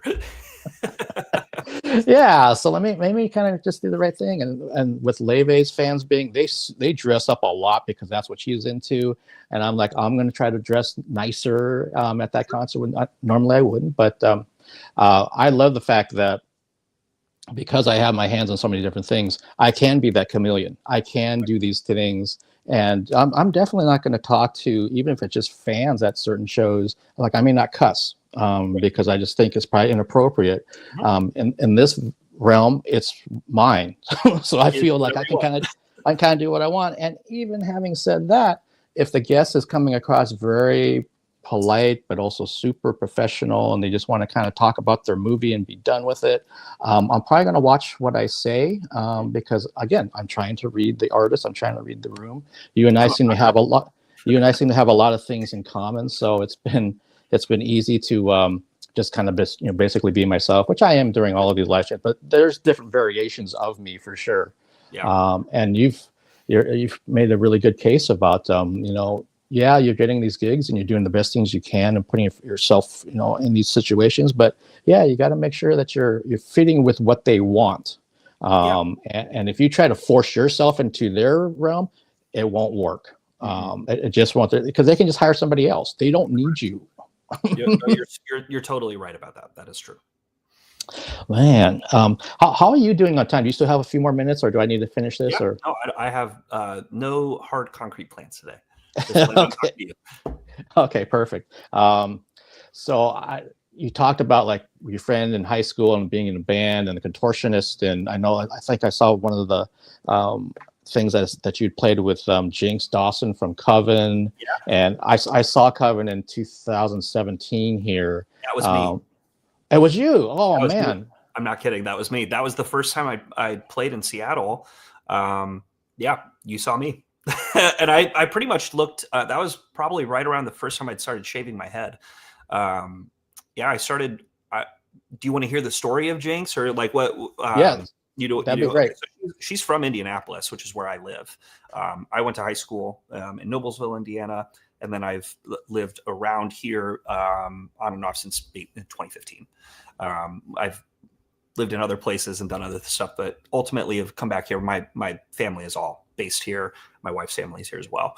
So in a lot of ways, it makes sense for me to be here. Also, as a touring person, it's fairly affordable to live here and justify being gone from this place as much as I need to be versus somewhere like LA or Nashville is very spendy and just not something I could afford. So anyway, I was back here around 2015 and I was playing in bands and doing my thing. And I was in and out of working in this studio called Postal Recording in Indianapolis, kind of on near South Side. And the studio owner there at some point got contacted by Jinx to come in and do some re-recording of some tracks and try to record some new tunes. And so he was in there working with her and all this stuff. And then she kind of brought up like, yeah, I've got this offer to do this gig, this thing called Roadburn, which is actually a huge fest in the Netherlands. And it's like a black and death metal fest. For anybody that doesn't know that, looks like you're familiar with the name at least. And so the year we went was curated by John from Baroness, and he ended up wanting Jinx to come out. And so we had like a prime headlining slot. This is her first show in almost 50 years at that point, because Coven really kind of got shelved. And it was during the Satanic Panic. That's why they got shelved. The RCA just went, nope, can't do this over there. They got so many things, so much hate because of there's a Black Mass on the Witchcraft Destroys Minds and Reaps Souls album. So anyway, long story, still pretty long. She ends up saying, can you put together a band for me? He becomes the MD. His name's Alex Kirchhoff. So he's the keyboardist and he's sampling the records and bringing all of the chants and all this stuff to life. He brought me in to play drums, and she already had like a guitar player and a bass player sort of lined up from these like death metal bands. And we ended up going over there and doing this first run of shows, and it was successful, and she got booked for more and more and more. So I ended up playing with her for about a year. And then I ended up getting picked up to do this contortionist tour, and there was a conflicting Coven date in there. And I had to go like, hey, Jinx, I'm going to get you a sub for this one. She never talked to me ever again. That was the end of it. You're in Coven or you're not in Coven. It's like you're in or you're not. So that's how it ended for me, was me going like, oh, I didn't understand. For me, I'm thinking this is a professional thing. I'm a professional musician. I'm going to go do this other thing. I've got 3 months of tour with this other band and 1 show with you. I'm going to send you a great sub who's going to do it. Well, she didn't like that. That was the end of our time. I had some crazy experiences with them. We did a lot of wild shows. We did a show, the whole She used to, at the old shows, have the cross in the back with Jesus on the cross, invert him and flagellate him. I got to experience one show like that at the Metro in Chicago. That was pretty crazy. I got smacked in the head with the cross when it inverted. That was pretty wild. So like that, imagine doing that, and then what is it? 8 years later now, I'm playing with the Princess of Pop, like the complete. Like, I don't think I could think of two more antithetical people other than that they're both blonde. Like, they're both blonde, and that's about all that they share in common. Jinx is totally different than Debbie. And so the way that I've had to work with them, when I was working with Jinx, she loved me. You know what I mean? But it was sort of just that moment of like, hey, I can't be in your band anymore. And she said, you're not in the band anymore. I was like, oh, that's how that works for you. But the time spent there showed me quite a lot, because I got to experience a festival, kind of like playing a festival at the scale of something like Roadburn, experience a backline. What's that like? What's it like to go out and tech different drum sets that aren't mine? I'd never done that before. So it kind of gave me that initial taste maybe of like what was to come. And then about a year later, I ended up on tour with the Contortionists. And so that kind of ended my time with Coven. But yeah, that was a really important part of the beginning of my, more professional part of my career. Okay. That is so crazy. I love it when I find out that, you were in that band at the time when I was at Numos for the Northwest Metal Fest. Yeah. That was Numos. That's right. I forgot the venue. And also on that one, it would have been a different lineup. I ended up, one of the first like MDE kind of things I did was I did bring in different players to be in that band. The guitar player, bass player combo was not a good fit initially. And so I ended up bringing in a friend of mine, Chris Wilde, who then ended up being in that band for quite a long time. So, it's kind of interesting how this whole world works. You bring people in and then people cycle in and out, and then they stay and they're like the more mainstay person, even though I kind of brought them in. I ended up being one of the first out, and it's just kind of how sometimes this stuff just goes that way. I'll have to find my set of photos and see if I can see. Did I take a picture of the drummer back then? That would be amazing if you did. There is one picture of me from that show that one of my friends took from side stage, and I look like Anton LaVey. Like I look like, because we had to wear these like hoods and cloaks and this sort of thing. And like at the time, my beard was much pointier, and I was much skinnier. Also, I was very maybe unhealthily skinny at the time. And I just looked very angry. It's like a profile shot. I'll have to find it somewhere. I'll share it with you, but it's from that show. Oh man, I'd love to see that. Did Yob open that show, didn't they? They did. That was the loudest set I think I've ever heard in my life. Yob was unbelievable. Yeah. That was because it's a multi-day festival here. And they had, I'm forgetting that gal's name, but she plays like really kind of softer, introspective goth type of thing. So the vibe of her fits that festival, but yes. It's not this, bombastic, crazy metal type of sound. And I still remember that, the mosh pit stopped and everything. And I thought, oh man, maybe she's going to get booed and stuff. People politely clapped and everything, and they're being genuine about it. And then she left, and the next band came on stage. It's back. Yeah. Because she's so proto metal. She's before any of that. There's some crazy stuff about Coven too. Her bass player's name, he still lives in Indianapolis. His name is Oz Osborne. That's his actual name, right? We all know Ozzy is not Ozzy Osbourne. And then the second track on Witchcraft Destroys Minds and Reaps Souls is called Black Sabbath. This is 2 years before Black Sabbath becomes a band. Also, Jinx is on the cover. The whole band is doing this on the cover of the record. Oh, yeah, I just powered up. Whatever's going on right now, that was too cool. But yeah, they're all doing that on the cover. That's the first time that it's actually documented. So everybody else afterwards, it's like, I was doing it first. It's like Jinx is the first one to be documented doing it. So all of the sort of she's very everybody in the industry took me out or whatever. And she's sort of bitter about it because she really was there first. She beat everybody there and got put away first. And then everybody else kind of got this benefit and came along later. And she thinks it's because she was a woman. And I don't disagree with her. I think that a woman doing something like that at that time was particularly difficult for people in the establishment to accept. Yeah, absolutely. I remember, because I think she still does this. She's brought out in a coffin. Yeah. With the crystal mask.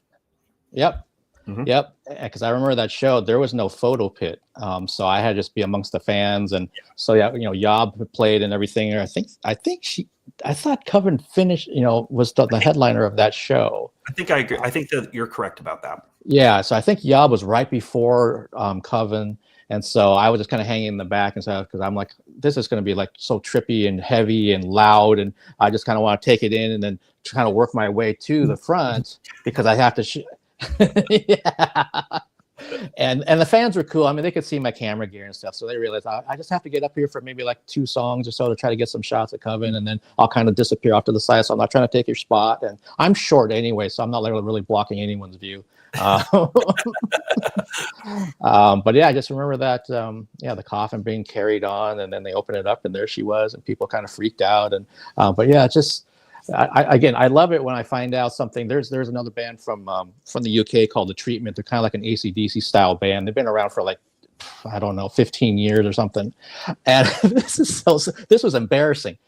They had been in America like on 2 big tours early on. They played on I want to say it was the Kiss and Motley Crue like 2012 tour.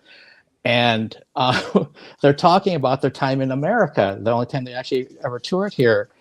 And as they're describing things, I'm like, wait a minute, did you play, this outdoor place here, which is south of Seattle on that day? Oh yeah, we played there and we went to this. Oh shit, I saw you play and I didn't even realize it. I was there, yeah, actually. Yeah, and I said, I remember distinctly that I turned to my brother who was with me that after your set, because we didn't know who you were, they said, wow, those guys really sounded good, but I don't like their name. They're called The Treatment, and I thought you're much better than that name. Yeah. But yeah, it's happened more than once when I'll be talking to somebody. Oh yeah, I was in this band, Mark, or I was in Seattle for this. I'm like, you were? I said, wait a minute, I think I was at that. I was there. Yeah, I mean, it's crazy. It's funny. I'm sure that has happened many times. I imagine that there were shows that I saw back in the day that I don't even remember seeing a band who then became super successful. In fact, there's a band called All That Remains. I don't know if you're familiar with that band. Yeah. I saw All That Remains. I didn't know they were the headliner. I had no idea who they were. I went to see the opener of a band called The Human Abstract, which is a much more like progressive kind of like almost like Dillinger Escape Plan kind of band. Okay. Super different than All That Remains, which is much more traditional like metalcore. But at the time, metalcore was so new. It wasn't really like popular yet, so this is maybe 2004, something like that.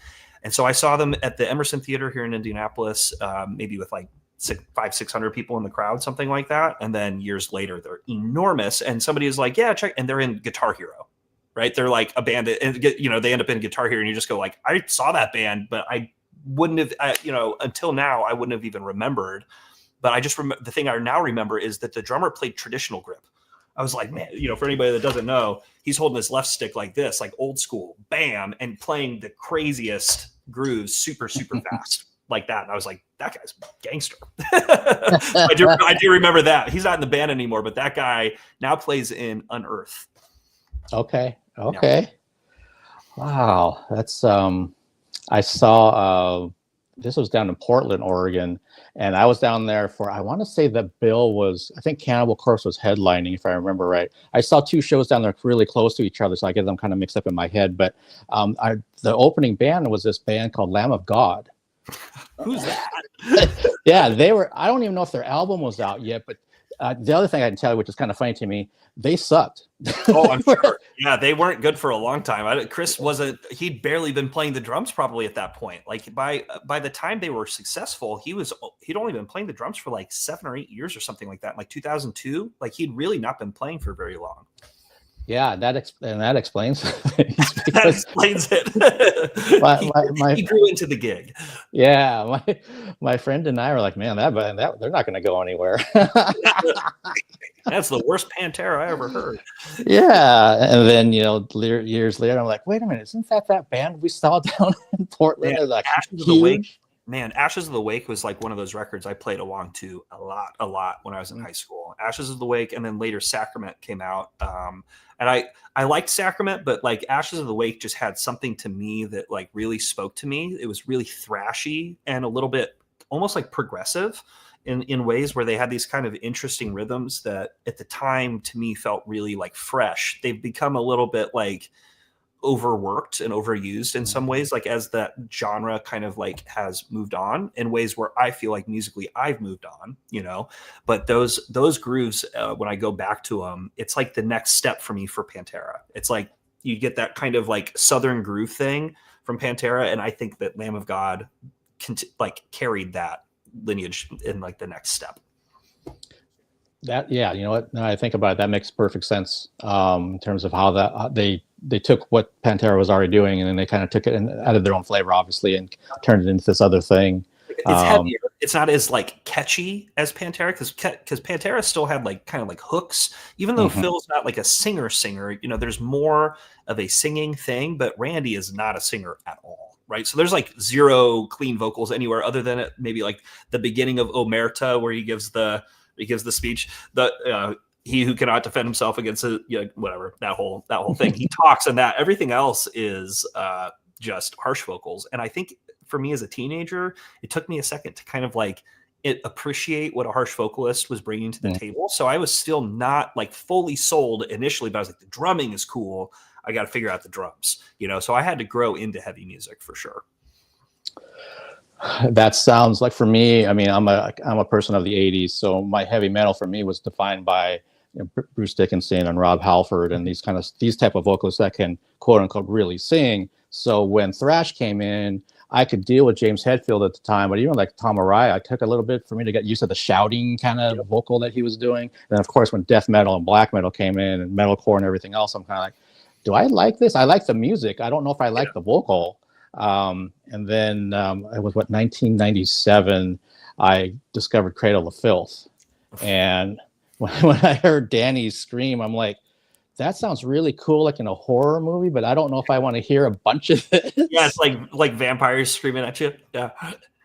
Yeah, I love the music. I love the atmosphere. But then eventually my brain started cluing into treat his vocal just like another instrument, like another guitar, another keyboard, another bass player, whatever. And then it kind of made sense to me. It's just like you were saying, like with heavy vocals or any kind of, you know, Cookie Monster vocals and things like that. I didn't realize like good ones from bad ones, because there are, and how much, you know, time it takes for them to actually perfect that kind of vocal. I thought, oh, anybody could do that. Realize, no, they can't. Oh, I mean, I remember trying to do that for the first time and throwing up, because like I went too hard and it's like everything got caught. I was like, ugh, and I just threw up. Like I couldn't do it. I've never done it so badly where like I've seen heard people, you know, coughing up blood essentially from really doing it wrong. Like, so it's not really screaming. It's not that. It's really not yelling either. It's like a totally different, like I'm not a fantastic heavy vocalist by any means, but there's some things that I can do. And I would agree with you that it's the technique there is pretty intense. And for me, it comes out in the way that I sing. I'm heavily influenced by Chester Bennington from Linkin Park. It's one of my absolute favorites. If you're my age, it was pretty hard to not love Linkin Park. It was like the rock band that kind of like defined our era. And if I'm being honest, they wrote all the songs that bands in that genre are still writing today. Like 20 years later, like Meteora and Hybrid Theory hits are still being rewritten by bands like, you know, Bring Me the Horizon, and name a band that's in that genre, which I love these bands, but like they really set the blueprint for what was to come in this sort of like industrial pop metal rock sphere, which I love. And that's kind of the world that I've worked in maybe since 2019. Because I may or may not have mentioned this. I teched for a band called Bad Wolves for quite a long time, and they're in that arena, and it made me really appreciate it, what it was. And I was, you know, of course, I'm always trying to like work with the people that I work with. So I'm like trying to write songs and be like, hey, do you like this song? Like, would your band use it? You know, kind of stuff like that. Even just yesterday, I texted a song to the drummer from Bad Wolves and was like, hey, you're thinking about a new record. What do you think about this song? Do you think that this would fit with like what you guys are doing right now? So it's like I'm still kind of involved in that world, but I feel very strongly that as a vocalist, that style of the kind of scream sing, that there's like that edge, crawling in my skin. Like it's not crawling in my skin. You know, it's not clean, but it's not Danny Filth, right? There's like that area in between that Chester found. And I think a lot of singers have been trying to find the way to do that for years without hurting. My voice kind of does it naturally, interestingly enough, but I'm not the world's greatest, just like pure clean singer, because I have this kind of weird gravel to my voice that just kind of is eminent. And some singers can turn it on and turn it off. It's kind of just engaged for me, unfortunately, but. Oh, that's fascinating. I've talked to a couple. There's a female singer that definitely does the growling, kind of like melodic death metal, like a Swedish style melodic death metal. And I talked to her about that. It's like, how do you maintain your voice and everything when you're on the road and doing multiple shows in that style? And to her, she said, Mark, it's no different than trying to learn to clean sing and protect your voice. Yeah. And like we were talking earlier, it's all about technique. It's all about where my limit is, so I know I don't go past it, because then that's going to ruin the next gig and the gig after that. But for someone like me who has never really attempted doing anything like that, it sounds so foreign that I'm like, that can't be something that's good for you. And then to her, she teaches courses and has students and the whole bit. And I'm like, okay, no, I guess I didn't realize how much was going into this that you have to break down to be able to do that. But there is a method to the madness of doing that vocal style for sure. I had a DVD when I was much younger called The Zen of Screaming by Melissa Cross is her name. And she's still a heavy vocalist teacher, but she was a classical vocalist who figured out like, oh, the way these people are making these sounds actually can be trained through the same way that we train, diaphragmatic breathing, and the way that you're sort of partitioning your lungs from your diaphragm, from your throat, from your face, and how all of those different areas will affect the texture and the timbre of your voice. And I'm super fortunate that I stumbled across that at some point. I worked at Guitar Center. I think I bought it for like, pennies on the dollar, I'm sure, when I worked there. And, but it's kind of informed me throughout as I've gone through this, and I've been working with vocalists trying to record people, things like that, to go like, it seems like maybe we need to project. She did this thing where she talks about you're singing over or under a pencil, and whether you want the sound to go or under, and the way that would affect the way that you're using different parts of your chest or your throat to make those different sounds, really, really like highlighted something for me. And I think it gave me, even without having taken like true voice lessons, it kind of unlocked something for me that I still use to this day. So that's where I learned about it. That's interesting. I took voice lessons for not a long period of time, just because I was to a point of like, I need to learn how to properly do this. I'm playing in this duo, doing cover tunes and stuff. And yeah, it's fun, but I want to feel like I have confidence in what I'm doing vocally, because I don't. So, right. Yeah. And that was helpful, especially having a music background. And I still remember my voice teacher saying, "Oh, Mark, so you play guitar? Okay, we're gonna make a sheet right now and pick out the dates of when you're gonna be doing this, and this, to the point where you'll be accompanying your own original song vocally on the guitar, within like a month or whatever it was." And I was like petrified. I'm like, no, don't you mean like a year from now? Right. Yeah. Not a month. Soon, right? Immediately. Yeah. Yep. And of course, and she was right about this part. She said, yeah, and by the way, we're going to make sure that we put you in front of people. So it's not going to be you and me in this little studio here. So if that's at an open mic, if that's the, whatever, we're going to make sure that you're out there doing it. And I was like, oh my God. Here we go. Yeah. I remember my first drum lesson recital, it for me, it felt like the biggest performance of my life, right? We were in a random conference room. Now I know this, it's like in a conference room of a 4-H building. If you don't know what 4-H is, it's basically just like a county building, that's used for random stuff. It had like linoleum floors and a bunch of windows and drop ceilings. It's just like not even remotely a performance space, but it was right next to where the music school, retail location was. And I played Before You Accuse Me by Clapton, the Clapton version.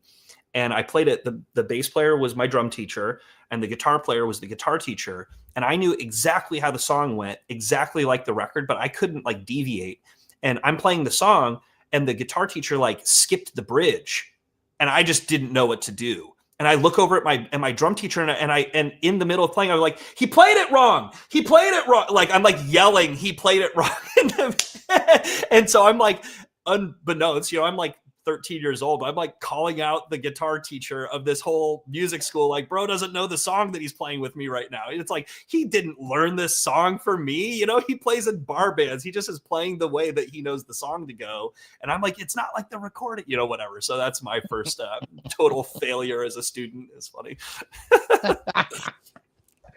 But those are, I mean, those memories are some of the, you know, the best things, because you remember this happened, and if it's funny or if it's not funny, and then it got you to where you're at now.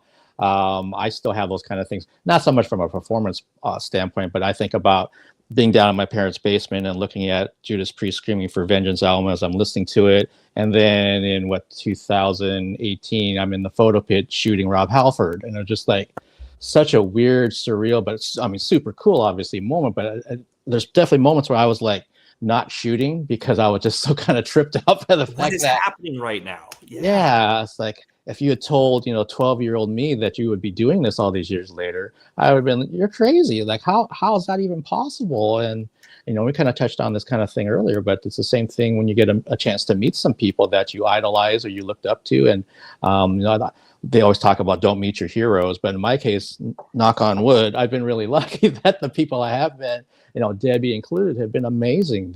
I've become more of a fan of them after I've met them. It's been the opposite. I'm sure there's going to be some people out there that maybe, you know, won't be quite that way, but I'm also 55 now, so not too much phases me anymore. You've seen a lot. You've already seen enough, like, to know kind of what's coming at you. Yeah, this skin's pretty freaking thick, so right. I'm not too worried about it. But yeah, I never, like, I took guitar lessons from 2 different instructors here locally.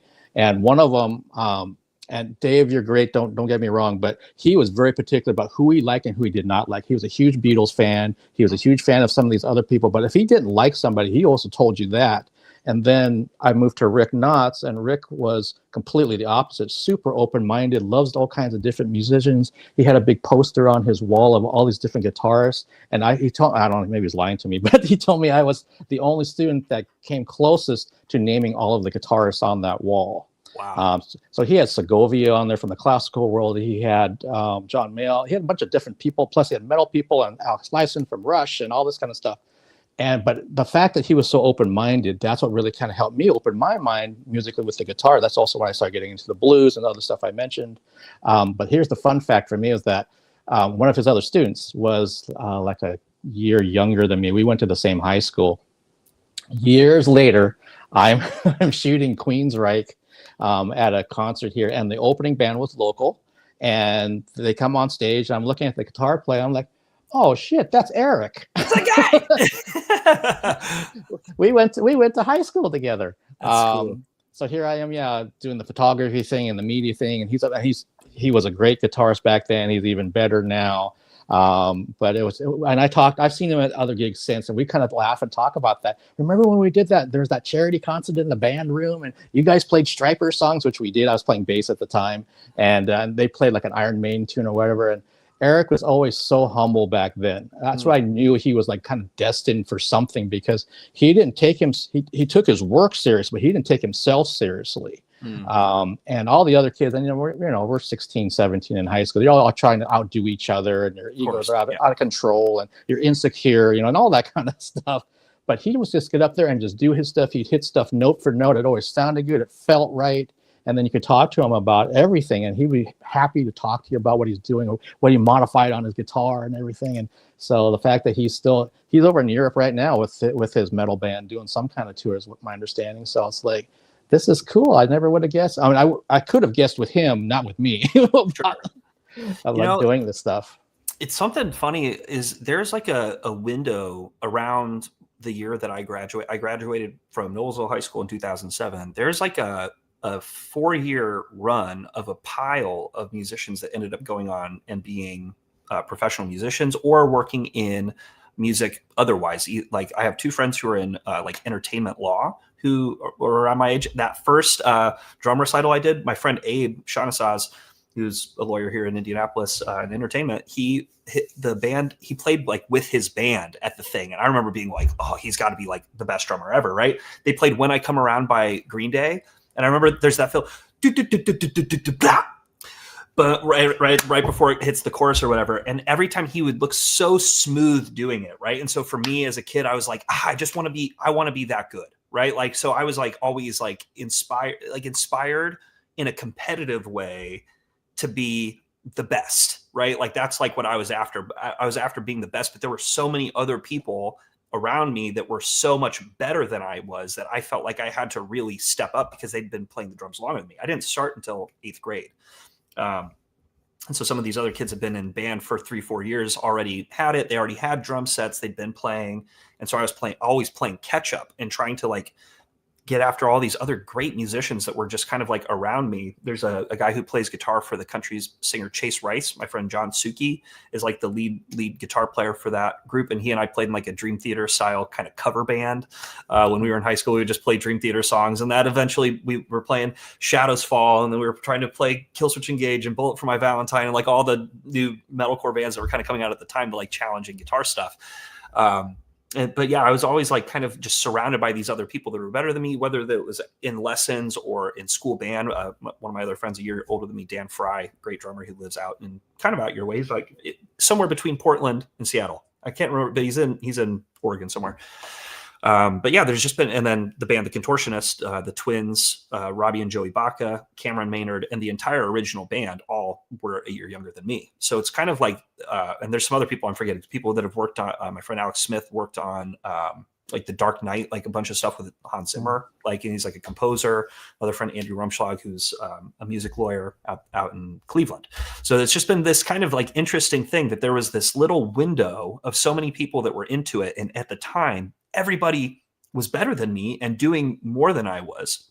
But the interesting thing is that everybody goes through life, right? And you have things happen, things don't happen. You get married and you have kids, or you finish college and you're like, hey, I actually have an opportunity to do a job that's like a little bit more secure than being a musician, you know? And so people make these decisions based on like what happens. And so like every step that goes forward, you either take the step forward as being a musician, or you take a step forward in another thing. And so some of us have gone on to continue to be players, and some have gone on to do other things, but there were just a lot of people in my area that were very interested in music at the time. And I think that that's really what fostered the beginnings of me wanting to even do this. But it all kind of started because I was not as good as everybody, and I'm a very competitive person. I came up as a athlete. And so like sports are big in my dad's side of the family. It's a very, to this day, important part of family gatherings. It's based around sports for the most part, you know, what game's on. And so for me as a musician, I had to learn to separate the competition of I want to be better than you to the competition of I want to be better than myself. And that was like probably the most integral part of like getting out of my own way as a musician, was like I was not good at being friends with other musicians because I wanted to beat them. Mm-hmm. And that's not very healthy. And it took me about 10 years to figure that out as a professional, until I was like in my mid to late 20s. It's like, okay, I'm not competing with people really. We're all doing the same thing, and there's enough pie for everybody. So I need to find my spot. And now I just have to be better than myself yesterday. And if I'm better than myself yesterday, every day going forward, maybe something will happen. And it did, ironically. Well, it's great that that eventually you realize that. Because some people don't. Never. And even to this day, like I still feel it, right? It's still like lurks in the back of my mind, the like, you should have picked me feeling, right? And I think all musicians have that. Like you see somebody else get a gig, like today, the internet is mad because Annika Nils was mm-hmm. Well, the drum internet is mad. Annika Nils was announced to be the new drummer for Rush, right? Mm-hmm. And so you've got a bunch of like internet chud drummers are like, oh, a woman can't do that. Oh, she's nothing like Neil. It's like, okay, do you think that Getty and Alex think anything less than the best of Annika Nils if they asked her to be in the band? Like, why?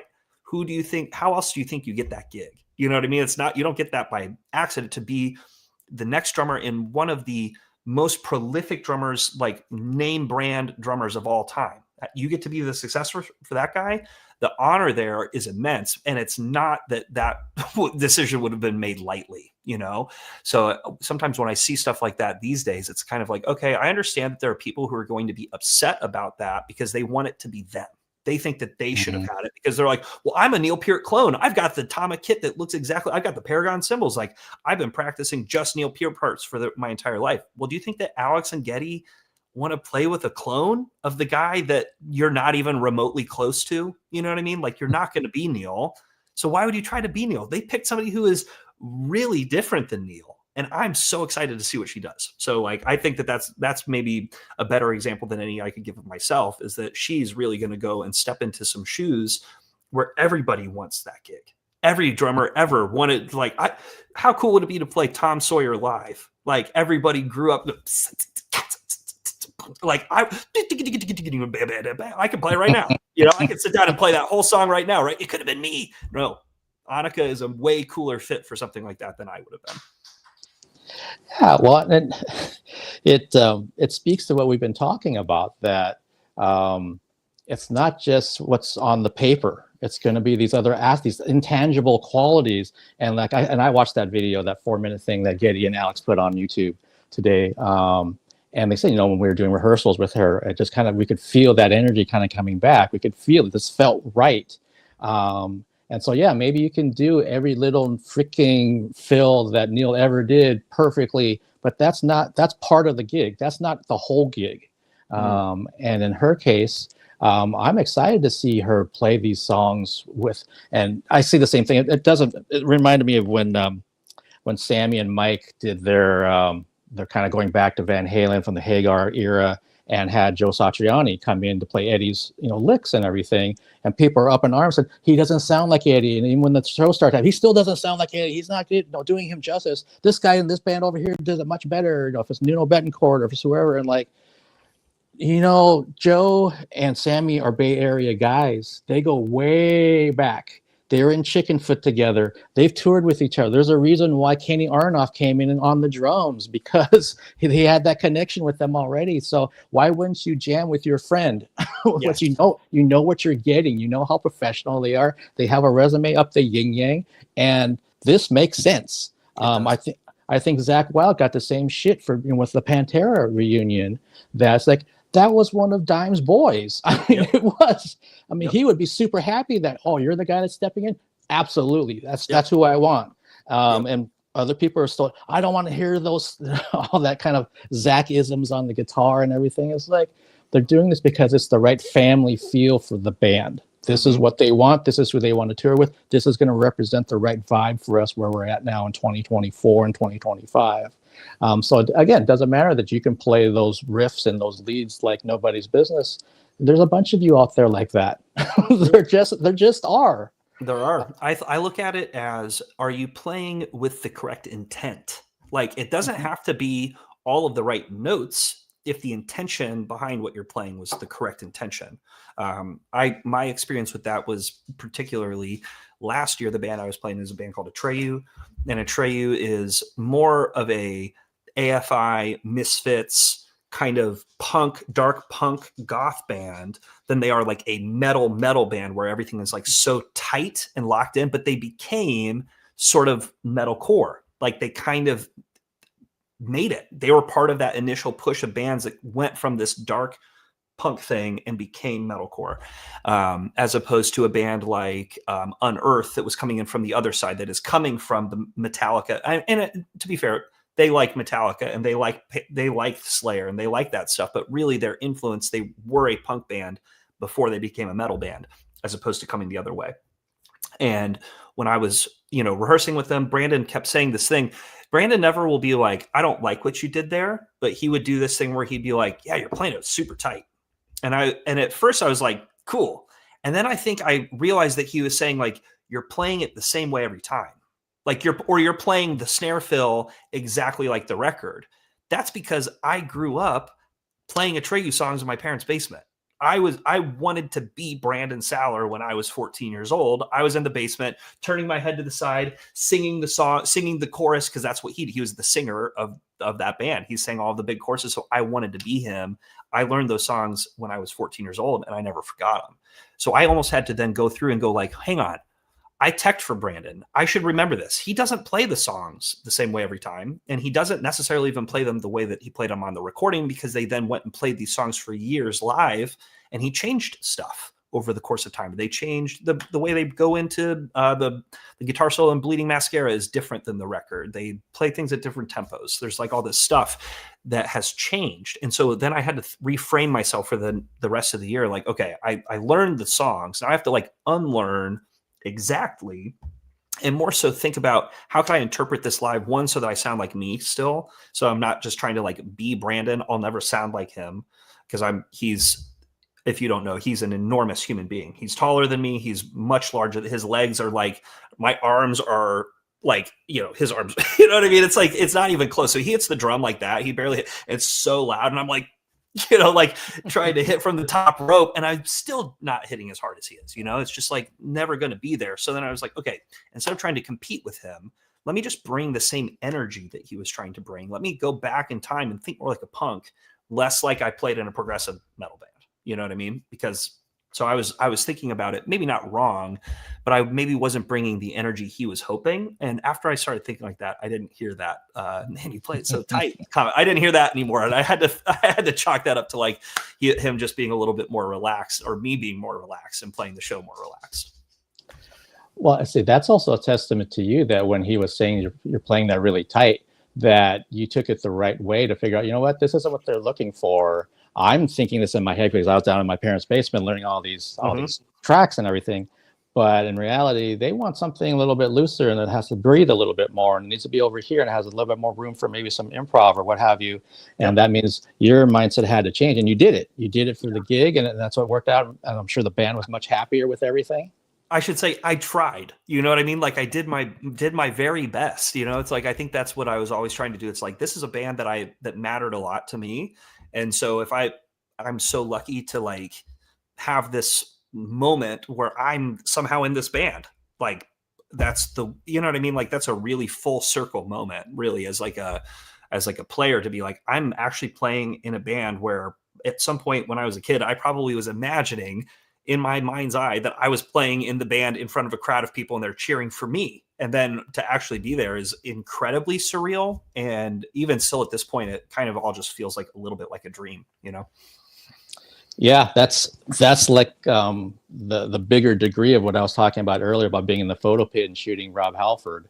It's like, it's a step away. I'm not in the band, but I'm shooting at someone who I idolized. You know, but photographers are like beloved by bands, right? Like there are photographers that have taken pictures of artists, and then you just get the call back hey, we're coming through your city. Will you come out and hang out with us? And then, 20 years of a career later, you've made friends. You're friends with these people, not just like we work together. It's like you're friends. They're going to bring you out. At this point, they might know your wife. They might know your kids and all that stuff, because a photographer does something for a band that nobody else can do, which is help them to permanently remember a moment when you're on tour and everything feels like a blur, so now you have these kind of like keepsakes when you're kind of like not in necessarily the best headspace, and it can kind of keep the morale up on tour to kind of go like, hey, reminder, we're doing some pretty cool stuff. Like, look at this room. Like, this is that crowd was crazy. And it almost gives you like new wind to go into the next day. So I think that the media people actually in some ways are symbiotic to the success of the bands, because really without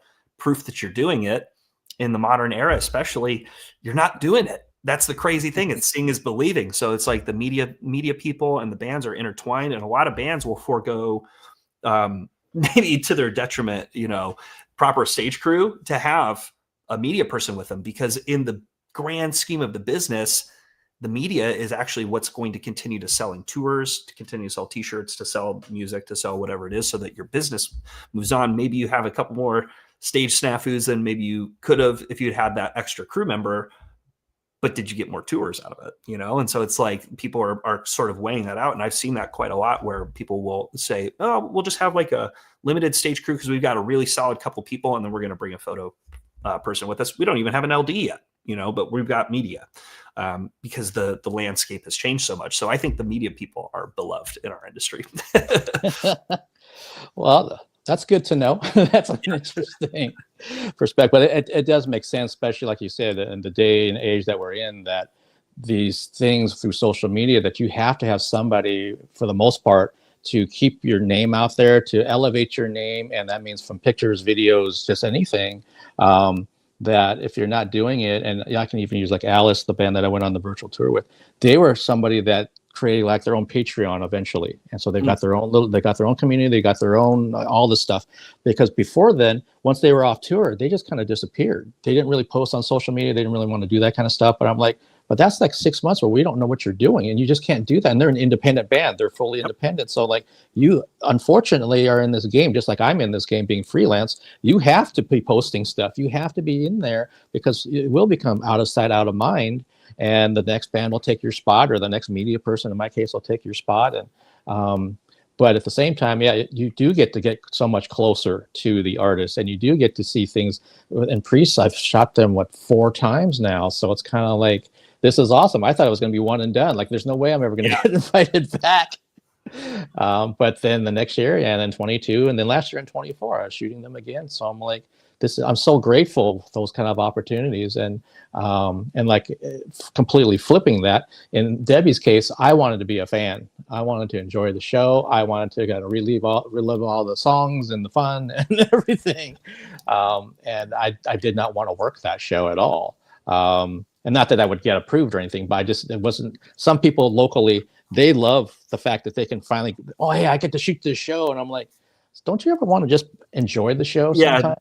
Hey, I got to tell you, it's almost difficult for me to go to a concert now and just feel like a fan. Like, that's actually like a challenge, because there'll be times where I'll be sitting there and I'll be going, I feel like XYZ production thing is wrong. And then somebody it'll get, and I'm more so paying attention to that because I'm kind of like hyper focused in a way, or I'll be like, huh, this room has, it's really boxy in the mids, so it's like 500 hertz really sounds bad in this room. I can't believe the PA wasn't rung out for 500 hertz, or, whatever. That's going on in my mind, instead of just sitting there going like, cool drum solo, bro. Like, I should be thinking that. Instead, I'm going like, huh, I actually feel like I can hear the left pedal is squeaking now, like whatever, something stupid like that. But like, that's literally going on in my mind. And, so it's not to say that it's like ruined, like it's just changed how I experience live music, because, once you've had a certain perspectives, I suppose you never see things quite the same again, Yeah, I have a little bit of that now that I'm starting to get more and more musical theater and theater plays under my belt, because I don't have that background at all. But when I go to them now, it's kind of like I'm thinking about, okay, that part I need to put in my review. Oh, that thing happened, I need to put it in my review. I can't just sit there and completely disengage and just take in what's being presented to me. Yeah. And I'm not to the point where, and it makes sense in your case, being a professional musician, but I'm getting there from the review standpoint. Mm-hmm. I don't know how I've reviewed so many film festivals, so many films at home. I still got a couple more that I have to do, that I start noticing things that I never would have noticed before. But that means if I go watch something on the big screen, and I'm just with my popcorn and my drink, I can't necessarily relax and just take in the damn movie. I'm looking, right. Oh, what's that? And why did they do that? And why did they use that take? And what's that actor doing? And I'm like, just stop. Just stop, right. Mark. Yep. It usually takes me 4, 5, 6 listens to a song before I really hear a lyric. Like actually, like I hear it, but I don't absorb it at all. Like, lyrics really, even in a lot of cases, are not the thing that draws me to a song. A lot of times it's the feel and the melody that draws me to it. And if the lyric also is great, then that's a song that like will stick with me forever. But for the most part, even some of my favorite songs in this world, songs that I've been listening to for decades, I don't know maybe any of the words, or I only know half of them. And I don't know why that is, but that's totally something that happens in my brain. Is really, I'm almost consistently distracted by the sound of the music. So I'm like dissecting as I'm as the song is playing, I'm like hearing everything, but I'm not. Yeah, it's weird. It's like I'm hearing the timbre and the texture of the vocal, but the lyric does not matter to me in that moment. It's like the feeling that I'm receiving from that. And if the lyric is very powerful, that will, that'll kind of like expand that feeling or whatever. But it's almost like I'm hearing the mix. I'm hearing how loud is the kick drum and the snare drum, like, because those are the things I'm like so tuned into. Oh wow, the guitars are really wide in this mix, or they're really not wide and the vocals are super wide, or something like that. Like, those are the things more so that tend to grab my ear and my interest. And then maybe down the line, I like care about the song enough to be like, I'm going to read all these lyrics and like try to commit some of it to my memory. But yeah, it's kind of interesting. Like, I think we all probably have like our blind spots, even in our own favorite art forms, like things that matter to you or things that don't matter to you. Like, if I'm looking at art, something that doesn't matter to me at all is whether or not it looks like the thing it's supposed to look like. You know, unless it's supposed to look like something, right? If somebody's made like a perfect representation of a dog and it's supposed to look, but like the ear looks weird, I'm like, that sucks. I hate it because I can see that it doesn't look real. It doesn't look like, but if it was abstract, I would have been like, great. But you were trying to make this perfect photorealistic photo and something about it was off. I noticed the flaw before I noticed how beautifully shaded the fur was. Right. I didn't notice the fur because the most obvious feature here, the ear, one ear was like enormous and the other one was tiny. Like, how did you miss that obvious detail, even though you got all of the rest of it? So it's like, I tend to gravitate toward what was wrong with that rather than what was right with it first, because I'm listening critically. And so like, even to this day, I listen to records for the first time and kind of to tie it back is I almost have a hard time enjoying it the first time, because I'm almost like scientifically experiencing it. I totally understand what you're saying. Even by me not being a professional musician, but just being a music fan for so many years, that when I used to review music early on with my media outlet, and after a while, I just said, I don't have time for all this stuff that's coming in my inbox. But I would sit there and it's like, I need to live with this stuff for like at least a week. And that's not enough. I don't want to sit there and listen to it once and then I got to write something about it, because I don't think that's fair to what the music is. That's and great. I would do the exact same thing. I would sit there and kind of pick apart what's going on from the production side, from the musicianship side. And then the lyrics were pretty much last to me. And they could be amazing lyrics, but I wouldn't know it initially. I'd be like, yeah, what did they just do there? And why did they go to that bridge at that time and that measure? And it just sounds kind of odd here. And what happened to what did they put on? They put some phasing on the vocals there. That sounds kind of weird to me. And it's kind of like, I'm dissecting it to the point where it just becomes nothing after a while, unless I really, really like what's going on. And then I started looking through, oh, wow, these melodies are pretty good. And what's she singing about? Oh, wow. Okay. Yeah. And I'm sitting here like thinking about this, and really like in my like library of music that I've listened to the most over the course of time, the kind of stuff that I've gravitated toward tends to be more produced than not, if that makes sense. Like to have like a heavier level of production. I've never been particular, like Bob Dylan, not a fan. I'm just not a fan. I don't enjoy the timbre of his voice. I don't think his pitch is particularly good. And then the music sounds a little dusty to me, even compared to things that came out around the same time.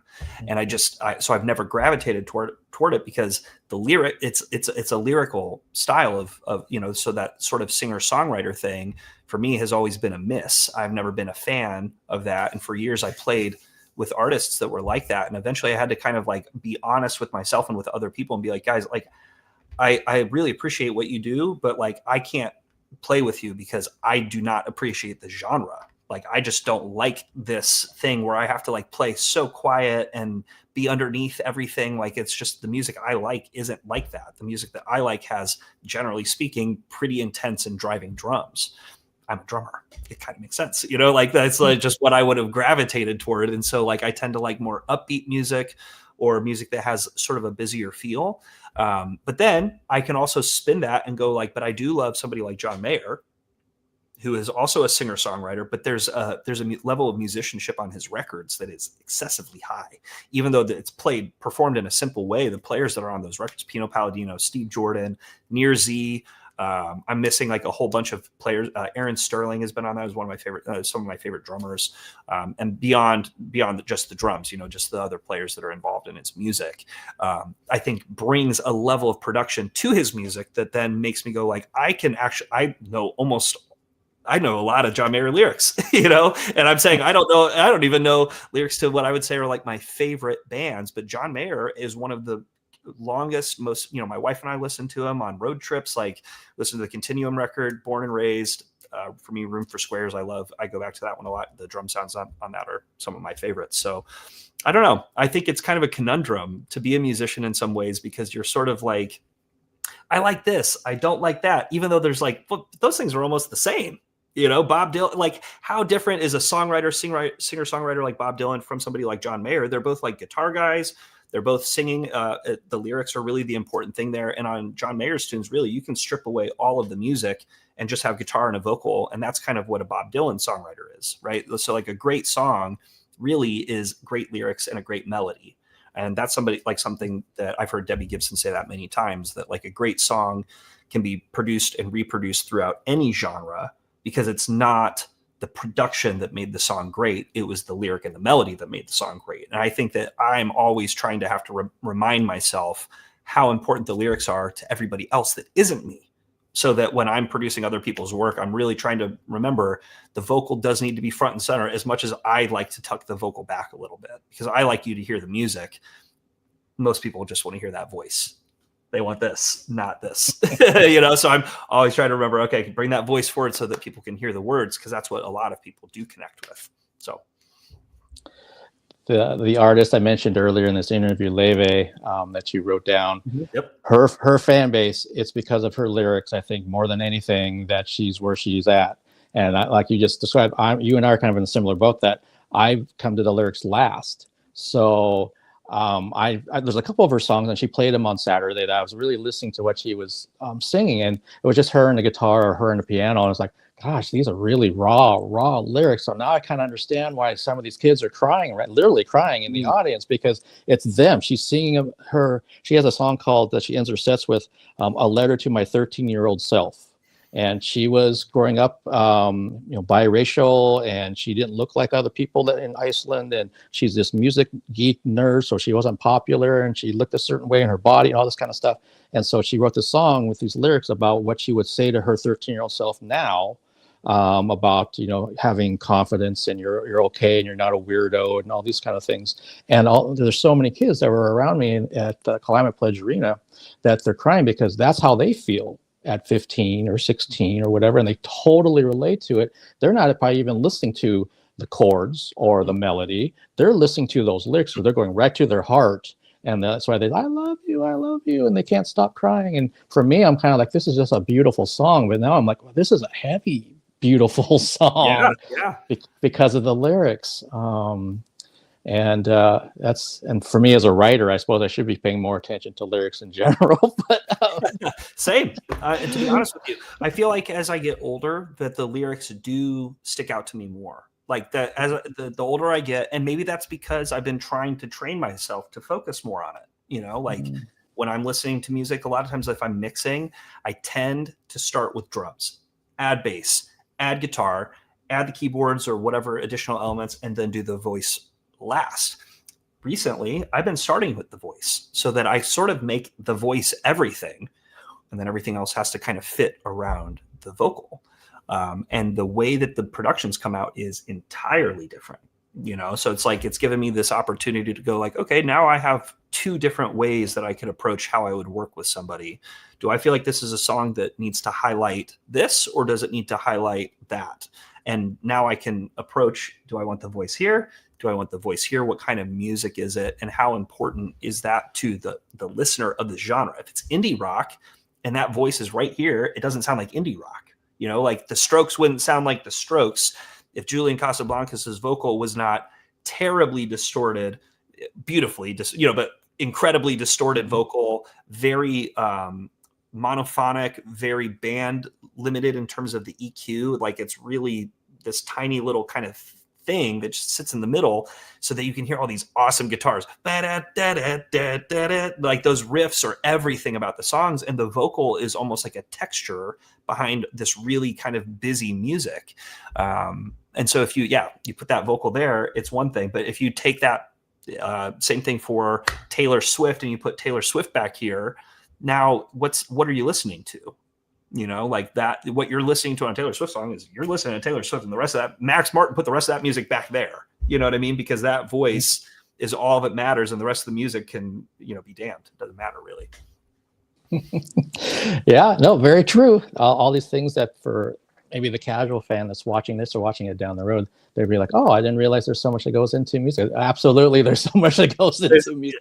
Yeah, there's a lot. I think the people that are making the music are probably thinking about it even more than the artists are, because at the end of it, you sort of have to like understand what the artist was bringing to you at the table. And then you have to go like, but they told me they want it to be this. So they gave me cherry Coke, but they said they wanted Dr. Pepper. So like, what other 22 ingredients do I need to add to get Dr. Pepper or whatever? Because I know I got cherry and cola. I got that. What else do I need to add to get Dr. Pepper? And so it's my job to get you. I'm not going to get Dr. Pepper if I start with cherry Coke as my base, but I can get you closer if I knew I'll add a little vanilla and I'll add a little whatever. And then all of a sudden it feels a little bit more Dr. Peppery. And so some artists want you to show exactly what it was that they gave you, and some want them to you're supposed to interpret that and go, oh no, that was supposed to be more Foo Fighters, that was supposed to be more 30 Seconds to Mars, that was supposed to be more U2, whatever. Oh well, when you gave it to me, it sounded more like Pink Floyd, and so I didn't think that I was taking it to the Foo Fighters, but now that you've told me that, I can sort of reverse engineer that. So by the time the song comes out, the person that has heard it the most and thought about it the most is the engineer or the producer. And a lot of times, at least for me, by the time the song comes out, I'm like, I'm tired of this song. I've listened to it too much. And I almost need time and space away from it, 3, 4, 6 months of not listening to it to actually be able to appreciate what I made, because I'm too close to it. As you're describing all of that, it's bringing me back to when I did that stint as the audio engineer at the computer company, because sometimes I'd have like a month to work on some really basic like music loop or something, and so that's plenty of time. Other times the client would make a huge change and they want like in 24 hours, and it's like, wait a minute.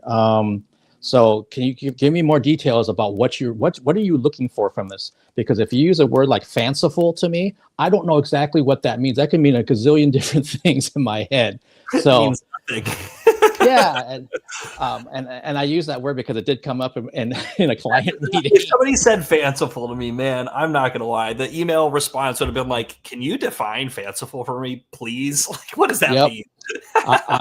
Yeah, it was this team down in LA, and I had to explain to them. I was like, look, when I see the word fanciful, I think of like there was fancy cat food, and I think about all this other stuff. Can you actually identify like a piece of music or a piece of something, some sort of sound that will steer me in the right direction so that I'm not wasting your time and my time and money, because I don't have much time to work on this right now. Yeah.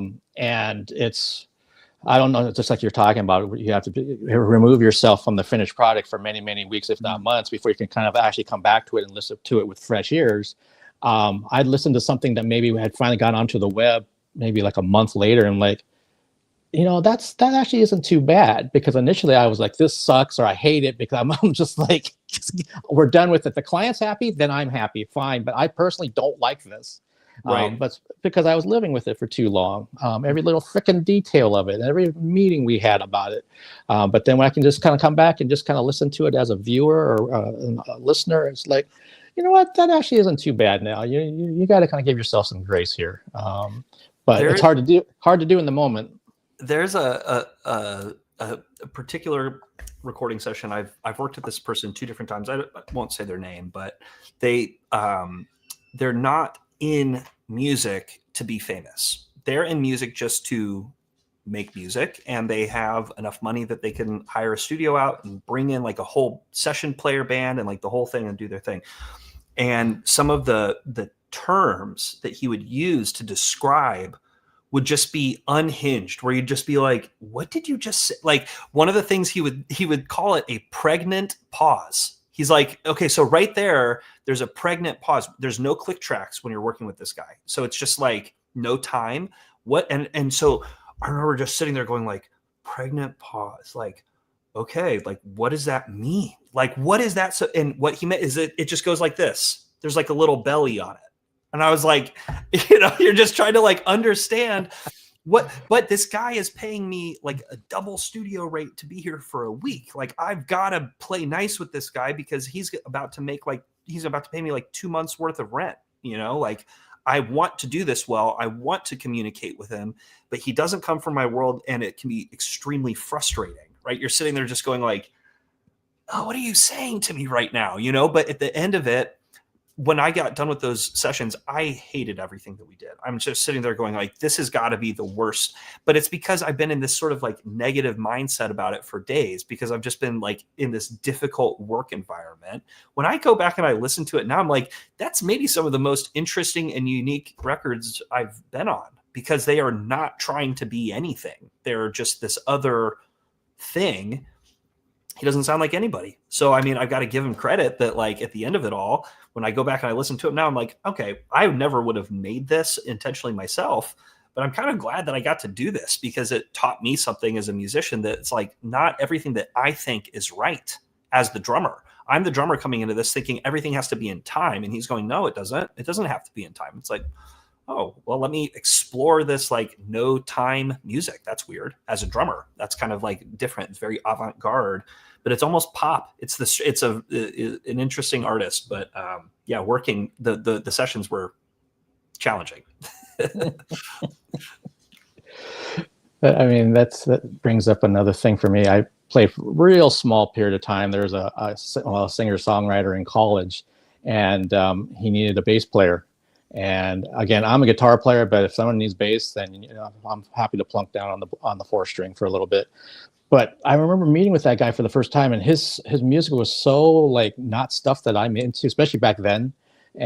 But same thing, even though he was a musician, compared to the gentleman you're talking about, how he would describe what he wanted the bass to do, it was not clicking with me at all. Mark, can you just like do something that moves more? And I'm kind of like, okay, you mean like more notes? You want it faster? What are we talking about tempo? Right. What are we talking about here? And he's like, no, more like if it's kind of rounded. And I'm like, what does that mean? You want to fill out the sound more because there's just you and me, and you're on the guitar and I'm on the bass, and we're going to get a drummer? And it's like, well, and I never did quite get, simpatico with him. It's like, okay, I'm just going to keep trying. I'm going to keep trying. And it is frustrating because I'm like, I think there's probably an easier way to do this, but I don't know what the answer is. So, and you're the guy that's your name up on the marquee. So let's try to figure this out. And you're a nice guy. So I'm not hating on that, but I'm getting frustrated because I'm not quite hitting what you want. And it seems like there's some sort of weird communication breakdown happening about your tune. Yes. That's why I encourage all young musicians to understand a little bit more about music theory for exactly this reason, because there have been so many times where I'm in a rehearsal with a band or something like that, and they'll just go, it goes we do that 3 times. And you're like, you do what 3 times? You play the phrase 3 times, you play the entire chorus 3 times, you play the riff 3 times. Like what 3 times? And what does 3 times mean to you? Because sometimes that doesn't actually mean like 8 bars times 3. They're thinking of it in a totally different way because they just have been doing it this way for so long. They're not thinking about it. And it's their songs, they're original.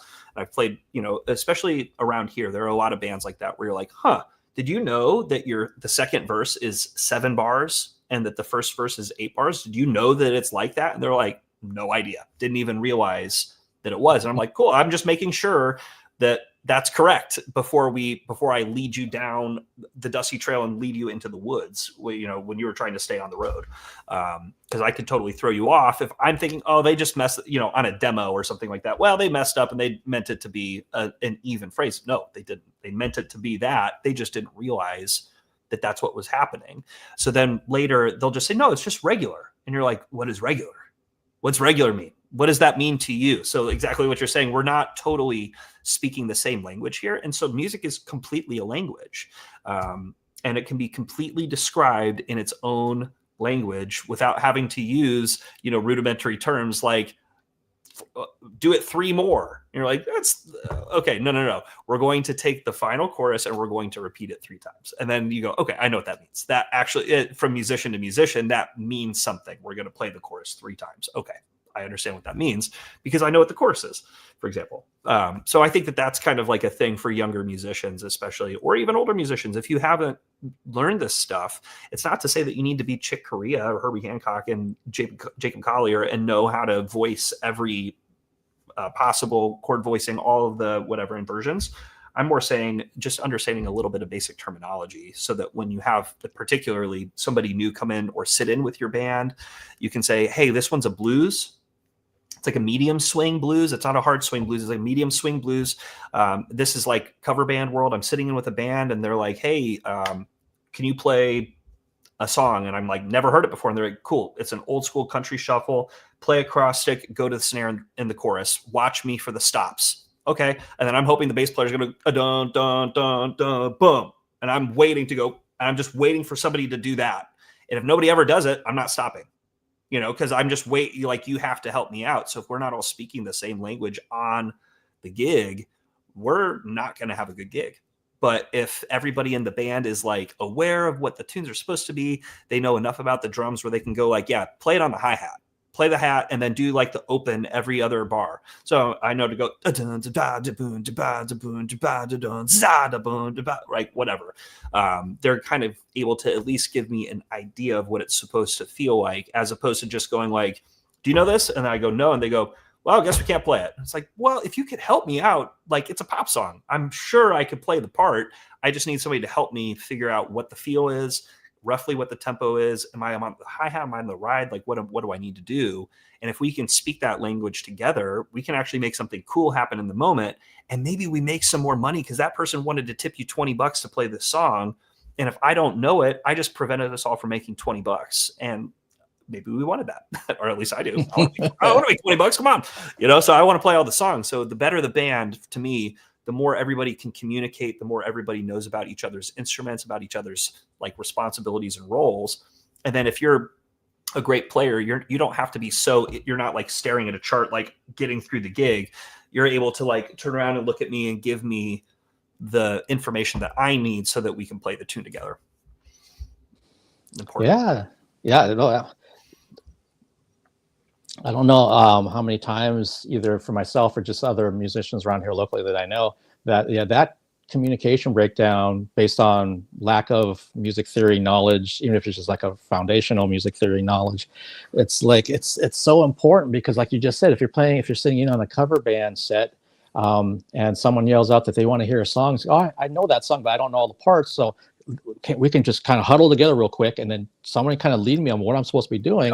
Okay, I can make that happen. Just make sure that you cue me on the breaks, and then all is good, and that person's happy, and then they might want another song, and they'd have another drink, and they have another tip, and all that kind of stuff. But if it's just like they can't communicate with you in that moment, it's like, well, okay, yeah, this is kind of a downer now, because we're not going to play that tune. We're going to play this other song that we already have in the set, and maybe no one wants to hear it or whatever, and it kind of goes over like a lead balloon. And it's like this could have been solved so easily. It could have been solved so easily. Yep. I played a gig a month ago, and the artist had, his like regular guitar player there with him, who had a singing mic and a talkback mic. So maybe about halfway through the show, we realized that these people wanted to hear a bunch of different tunes than what they'd actually given me in the set list. And so he starts the singer starts going like, hey, we're going to do this cover. We're going to do that cover. And it's a bunch of tunes that I don't know. And so this guy's name's Brian Goins, awesome band leader, by the way. And he's the entire song, ripping guitar, singing all the harmonies and going, stop on two. And he's like calling it all out while nailing all of this stuff. And you would have thought that I'd played all of these tunes with the band before, because of how well he was able to direct me. He'd been a drummer at one point in his life, so he like totally knew how to help me out through that gig. They had so much fun. And at the end of the show, the artist, who is not listening to the talkback, right? He doesn't know that this is all happening. He's like, man, you know so many songs, right? He said that to me, and I'm sitting there going like, and I told him, I was like, nah, dude, I didn't know any of those songs. Thank Brian, because if otherwise I would have been just totally missing everything. I would have known nothing, but Brian got us through that thing. Unfortunately, I just keep my ears open and I'm listening. That's such another important part of being a musician, is that you actually have to be listening. Crazy enough. That's too funny. Yeah, I thought you were like this jukebox of songs. Yeah, right. Now to be fair, I do know quite a few. I do know a lot of songs. I've played a lot. There was a period in my life I played in a country. I did Broadway in Nashville, so I knew kind of like the main Nashville songwriter, you know, the pop country kind of thing, like whatever they do down there. I knew that whole thing. And then that led me to a cruise ship gig doing the same thing. And I had to learn 300 tunes for that. So it was like learning 300 tunes. I had like 2 weeks to kind of learn all these tunes, put them together, and then show up to go and start rehearsing. That was a whole other implosion failure endeavor. But the thing that I got from that was learning how to chart and how to quickly get through a tune and get down enough information about it that I could then turn around and play it.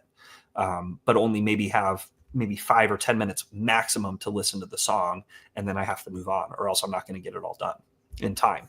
So like some of those things have gone on to then to be very important for me to like do a gig like Debbie, where I do learn the songs like as closely as possible to the record as I can, like try to really know the record and then go from there. Because for her music is very like, you know, you got to know the parts. Or else it doesn't sound like her anymore. You know, it's got to be that thing, or else it sounds like a different band. Yeah, and then the Deadheads aren't happy. They're not happy because they know those tunes. I mean, they know those tunes better than anybody. They know what it should sound like. And I get the occasional message from fans saying like, "Thanks for bringing, you know, the right energy or whatever to these shows." You know, because I think I'm sure that I was not quite spot on my first tour with her. You know, like linguistically in the pop sphere, like where I came from was more of a modern pop thing rather than an 80s pop thing. And so trying for me to kind of like shift my target and then land where I'm landing now, this is nostalgia. And so I have a little bit of the ability to kind of keep it modern while also trying to keep one foot sort of in what it was, how it would have been presented. But I'm not doing the Lindrum, Simmons pads thing that the drummers in the 80s, you know, in her initial tours would have been doing, where they were blending acoustic and electronic percussion, samplers and things like that. I'm not doing that. I'm playing acoustic drums in the room, and we're playing with tracks, right? Which is just like how we do that now. It's just like a different way of approaching sort of this. It's like trying to get to the same end result with a different summing, but trying to get close to the end result. Now it doesn't come off the same. It comes off and feels more modern now because it is. And I think that that's the important part of the show. And even just with music in general, or if you're doing touring, that it's almost like every tour you're trying to kind of like up the ante just a little bit, up the quality, up the whatever it is, what you're bringing to the table, because you're going to have people that come back. And if you just keep giving them the same show, why are they going to come back? Eventually they'll stop. And so Debbie has been very good about that, is that she's continuously evolving and growing her show. Yeah, no, that's you've given so much great insight for the casual fan to the music nerd to everybody in between during this interview. And there's two things I want to bring up before we kind of wrap this up. And one of them was that as we've been talking, I was thinking that I'm pretty sure I saw the Contortionist, and I'm wondering so were you in the band when they were part of the Decibel tour in like maybe 2017, 16 or 17? That would have been just before me. I was there 2018. I did it was technically 3 tours, but it was kind of all 2 of them were condensed, like one right into the next. We did direct support for Nothing More. And at the time, Nothing More was up for a Grammy. So like those shows were insane. It was like all of the kind of like a House of Blues size venue tour. We were direct support on that one. It was also Big Story was on that tour. And another group out of Oklahoma I can't think of.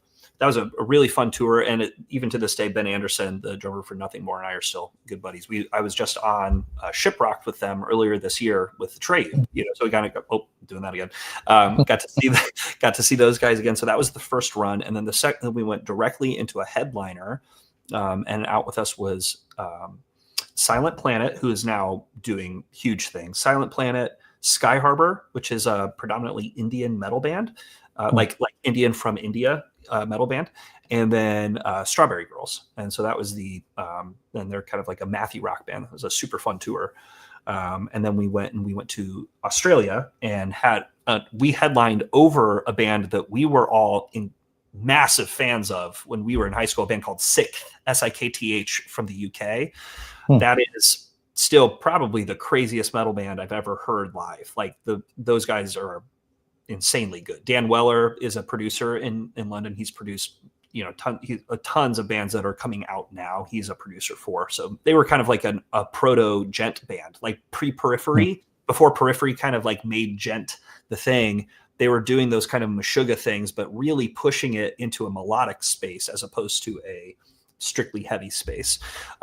So they played before us every night, and I was unbelievably intimidated to go every night after. Dan Ford is just a machine of a drummer. So yeah, those tours were so massively important for me as a player to like, one, be able to accomplish just the simple act of playing their songs is very difficult for all my drum friends. People who saw me on that tour still to this day will say like, how did you do that? And I look back at myself and I go, how did I do that? I had like 3 weeks and to learn the tunes and show up and do it. And it was a whirlwind. I don't think I could really play most of the tunes at this point. I would have to like sit down and relearn them because I crammed them. Kind of like what I was talking about earlier, where if you're like learning tunes in the green room right before the show, in the long run, you're not really going to know them.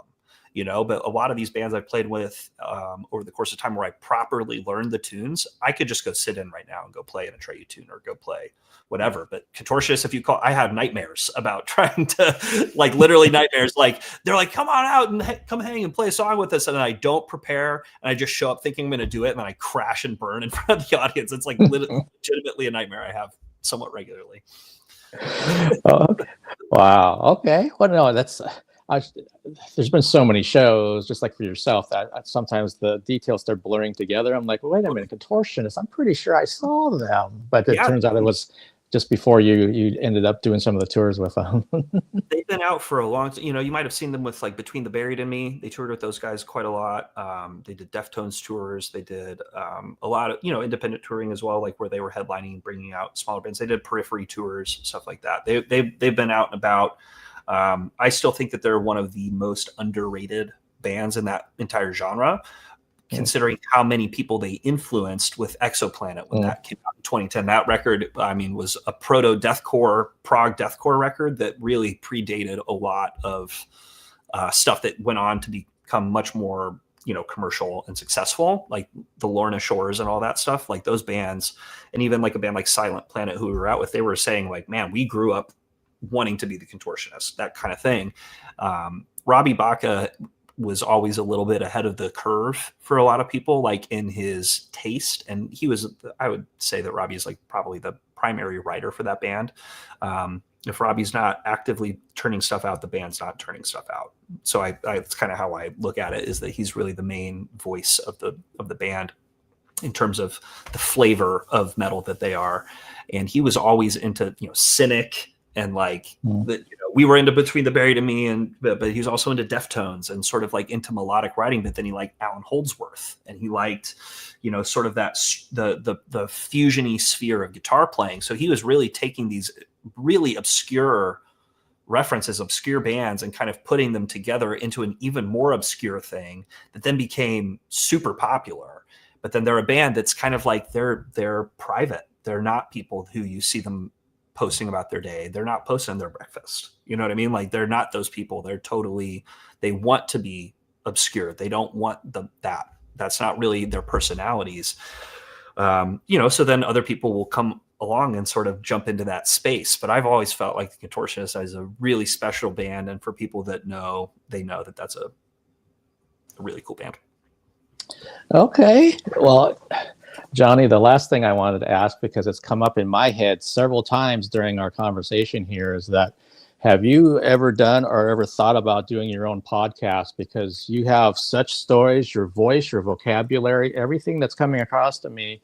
I could easily see you doing your own, sessions and episodes and all that kind of stuff. I guess I've never really entertained it, but I don't think it's a surprise, or it doesn't come as a surprise to me that I'm a yapper. Yep. People get in like a airport shuttle with me at 4 a.m. Going from the hotel to the airport, and nobody wants. And I'm just chatty. It's just how I am. I'm kind of chatty. So, but yeah, I have considered, or I have not considered it. But like, you're not the first person that has said that to me. If I would do anything, it would definitely be in the drum space. I would love to chat with and interview my favorite players. I mean, I think that's why a lot of people start music podcasts, is they would love to just have the opportunity to speak with the people that were so influential, like the reason why I'm doing this. Like, I want to talk to Vinny Colaiuta. I want to talk to Stuart Copeland. I want to talk, and it's purely selfish. It would be me selfishly wanting to interview these people so that I could have the conversation and then broadcasting it to others. Not because I would be wanting like accolades or whatever from a podcast. That's not really wouldn't be my goal. But you said something about my voice that made me laugh, which is I used to work in phone sales for Guitar Center and for Musician's Friend and for that whole brand of instruments or instrument sales. And I regularly, we have these very proximity effect where the low end and the timbre of your voice is rich and enhanced, right? So I would have this thing, and people would say you have a very interesting speaking voice. I'm like, I think I'm just speaking quietly and low because I'm in a call center with a bunch of people around me and I don't want you to hear them all. So I'm talking like this. But yeah, I guess I haven't really, to answer the question a bit more succinctly, I've never really thought about it, but you're probably right. I probably could just sit and yap at a camera for a few hours and make a podcast. Well, I think you should at least consider it. And if it helps with me coming from the audio engineer background where I was working with voiceover people pretty much consistently every single day, when I say your voice stands out, it does stand out, not just from a call center standpoint or anything else. I think your energy is really inviting. I think you'll be someone that is very open-minded. So if you're going to interview some of your favorite influences, or if you're just going to be doing something, if it's a 30-minute video or something about drums or different aspects of drums or how to get into the business or the things that the trials and tribulations that you came across, I think it would be really interesting based on you as the person that's the host, the one who's doing it, because that's what it comes down to. I found with a lot of these things, even the people that I like to watch on YouTube or whatever, I'm like, it's cool that you're talking to this person, but the reason I come back is because of you. I like your style of how you do something versus other people. They might have a guest on, let's say we can use Debbie as an instance, and maybe the interviewer is really off-putting to me. I don't like their style. I think they're talking over her. I think they're not well researched. I think a bunch of things, and I don't want to see who else they're talking to, next week. But this other person over here, I like what you do. So who you talking to? Oh, you're talking to some athlete. Okay, well, I like sports. So who are you talking to? Right. And I think you have that. Yeah, absolutely. I think it's something to at least kick it around a little bit. If it's something that, and I'm sure you got a huge busy schedule with all kinds of different things you're doing. But if it's something that can kind of fit itself in there, I think it would be really a personal success, which is what you would want anyway. And then if people start globbing onto it, they glob onto it. But and you know enough people in the industry already, so that can also be another leg up for you about I can get so and so maybe to come join me, which is half the battle sometimes. So you're right. I have one of my great friends, Doc Coyle, is a guitar player. He's in the band God Forbid. And he's currently touring with Snot. He was in Bad Wolves when I worked with Bad Wolves. He played in Ice Nine Kills last year. He plays in the Wedding Band with Kirk Hammett and Rob Trujillo and John Theodore. So Doc is a legend in his own right. And he also has a podcast. Well, he wrapped it, but it was called The X-Man. EX, the X-Man. And so he was interviewing all these players who have gone and done kind of like what he's done, been in this band and then that band and then gone on and done something else. And so almost everybody that he would interview was somebody like that, but they were all people kind of for him that were people that, he's met so many people along the way by being in this band and then in this band. And that's kind of what I've done, gone from thing to thing to thing to thing to thing. When you're in one camp forever, it's harder to break out of that shell and meet more people because you kind of run across the same people all the time as opposed to being exposed to this wider network or whatever. So you might be onto something. Maybe I should explore this. Thanks for the encouragement to do that. Yeah, no, it's completely organic and an honest suggestion to you to look into it. I talked to, again, this is live stream number 407 since 2000, whatever year that was, 2020. And I, of course, was doing interviews before that in person, phone, written, all this kind of stuff.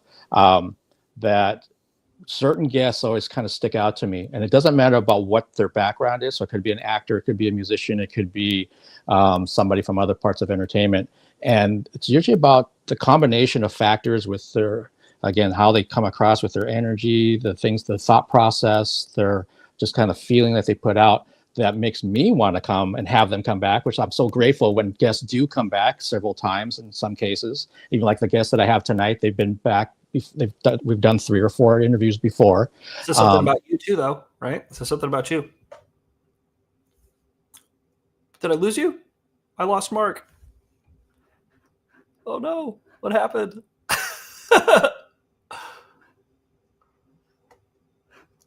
I lost Mark. No. Oh, I lost you for a second. Sorry. I was like, I'm alone. What do I do? Yeah. that was weird. I've never had that happen before. Hey, you know what? Stuff happens. Here I am. But no, thank you for saying that. It's definitely I've had the pleasure in some cases of talking to other people that want to kind of start up their own podcast or want to do interviews, and I just kind of pick my brain, and I always talk about all the work that goes on behind the scenes to kind of make these things work. And because everyone's, including me, I've seen some interviews that, man, they're painful to watch. I feel bad for the interviewer. I feel bad for the guest. I feel bad for everybody. And it's just like, boy, you need to, and everyone starts somewhere, don't get me wrong, but you need to kind of put some time into this to not have that happen again. And I think that's something that we probably share in common, that I'm never satisfied. Something might have been really good, but you know what? I can make that a little bit better next time. There's always another percentage point to squeeze out. And I know that that's the case, because if I had ever settled at any point, I would still be right there. Like the moment that you settle and you go, or I've looked at it this way too. The moment that you're like, I'm a master, you are about to get passed by the student. The student, like the moment that you stop being the student is the minute that you stop growing and learning. You freeze in time. And there are great musicians and great players who I could tell you for sure at some point in their career, they just went, I'm good.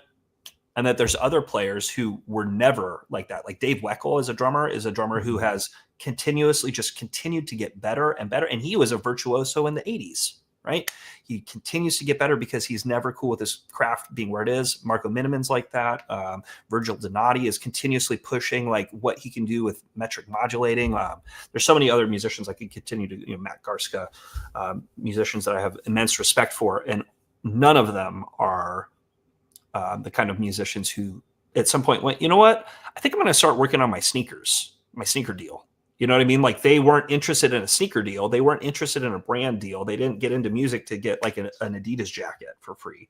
They got into music because they wanted to be the best, whatever, that they wanted to be. And then maybe other stuff worked out for them in the long run. But do you think that Korn got into music and we're like, you know what we're going to do? Get the biggest Adidas collab of all time outside of Kanye. You know what I mean? Like, I don't think that Korn started a band to be an Adidas brand deal. You know what I mean? Like, that's just the kind of thing that worked out because they showed up and they were authentic and they wore Adidas. You know what I mean? Like they were just being who they were and they showed up authentically and they gave it their all. And then, as years have gone by, it's not like the show stayed the same. They've upped it. Now we got LED walls. Now we got pyro. Now we got this. We got a new drummer who's actually an even better drummer. Now we got drum solos in our show because our last dude, great drummer, more of an underwear model than a drummer. I don't know if you knew that, but David Silvera was a Calvin Klein model as well as the drummer in Korn. He was both. So it's just kind of like an interesting thing for me is that a lot of musicians to me, or a lot of the musicians that I appreciate the most and the bands that I appreciate the most are the ones who, like you said, are not satisfied. 9 Inch Nails. Wow. Trent Reznor, never satisfied. Like there's never a moment where you've seen an interview of Trent Reznor where he's like, I'm so happy about everything. He's like miserable about everything because nothing is quite the way he ever wanted it to be, even though he's had so much success. So I think that that's something that I try to take away from that is that you can stop and you can say, I'm good here, or you can just continue pushing. And the musicians that I like the most are in that latter category.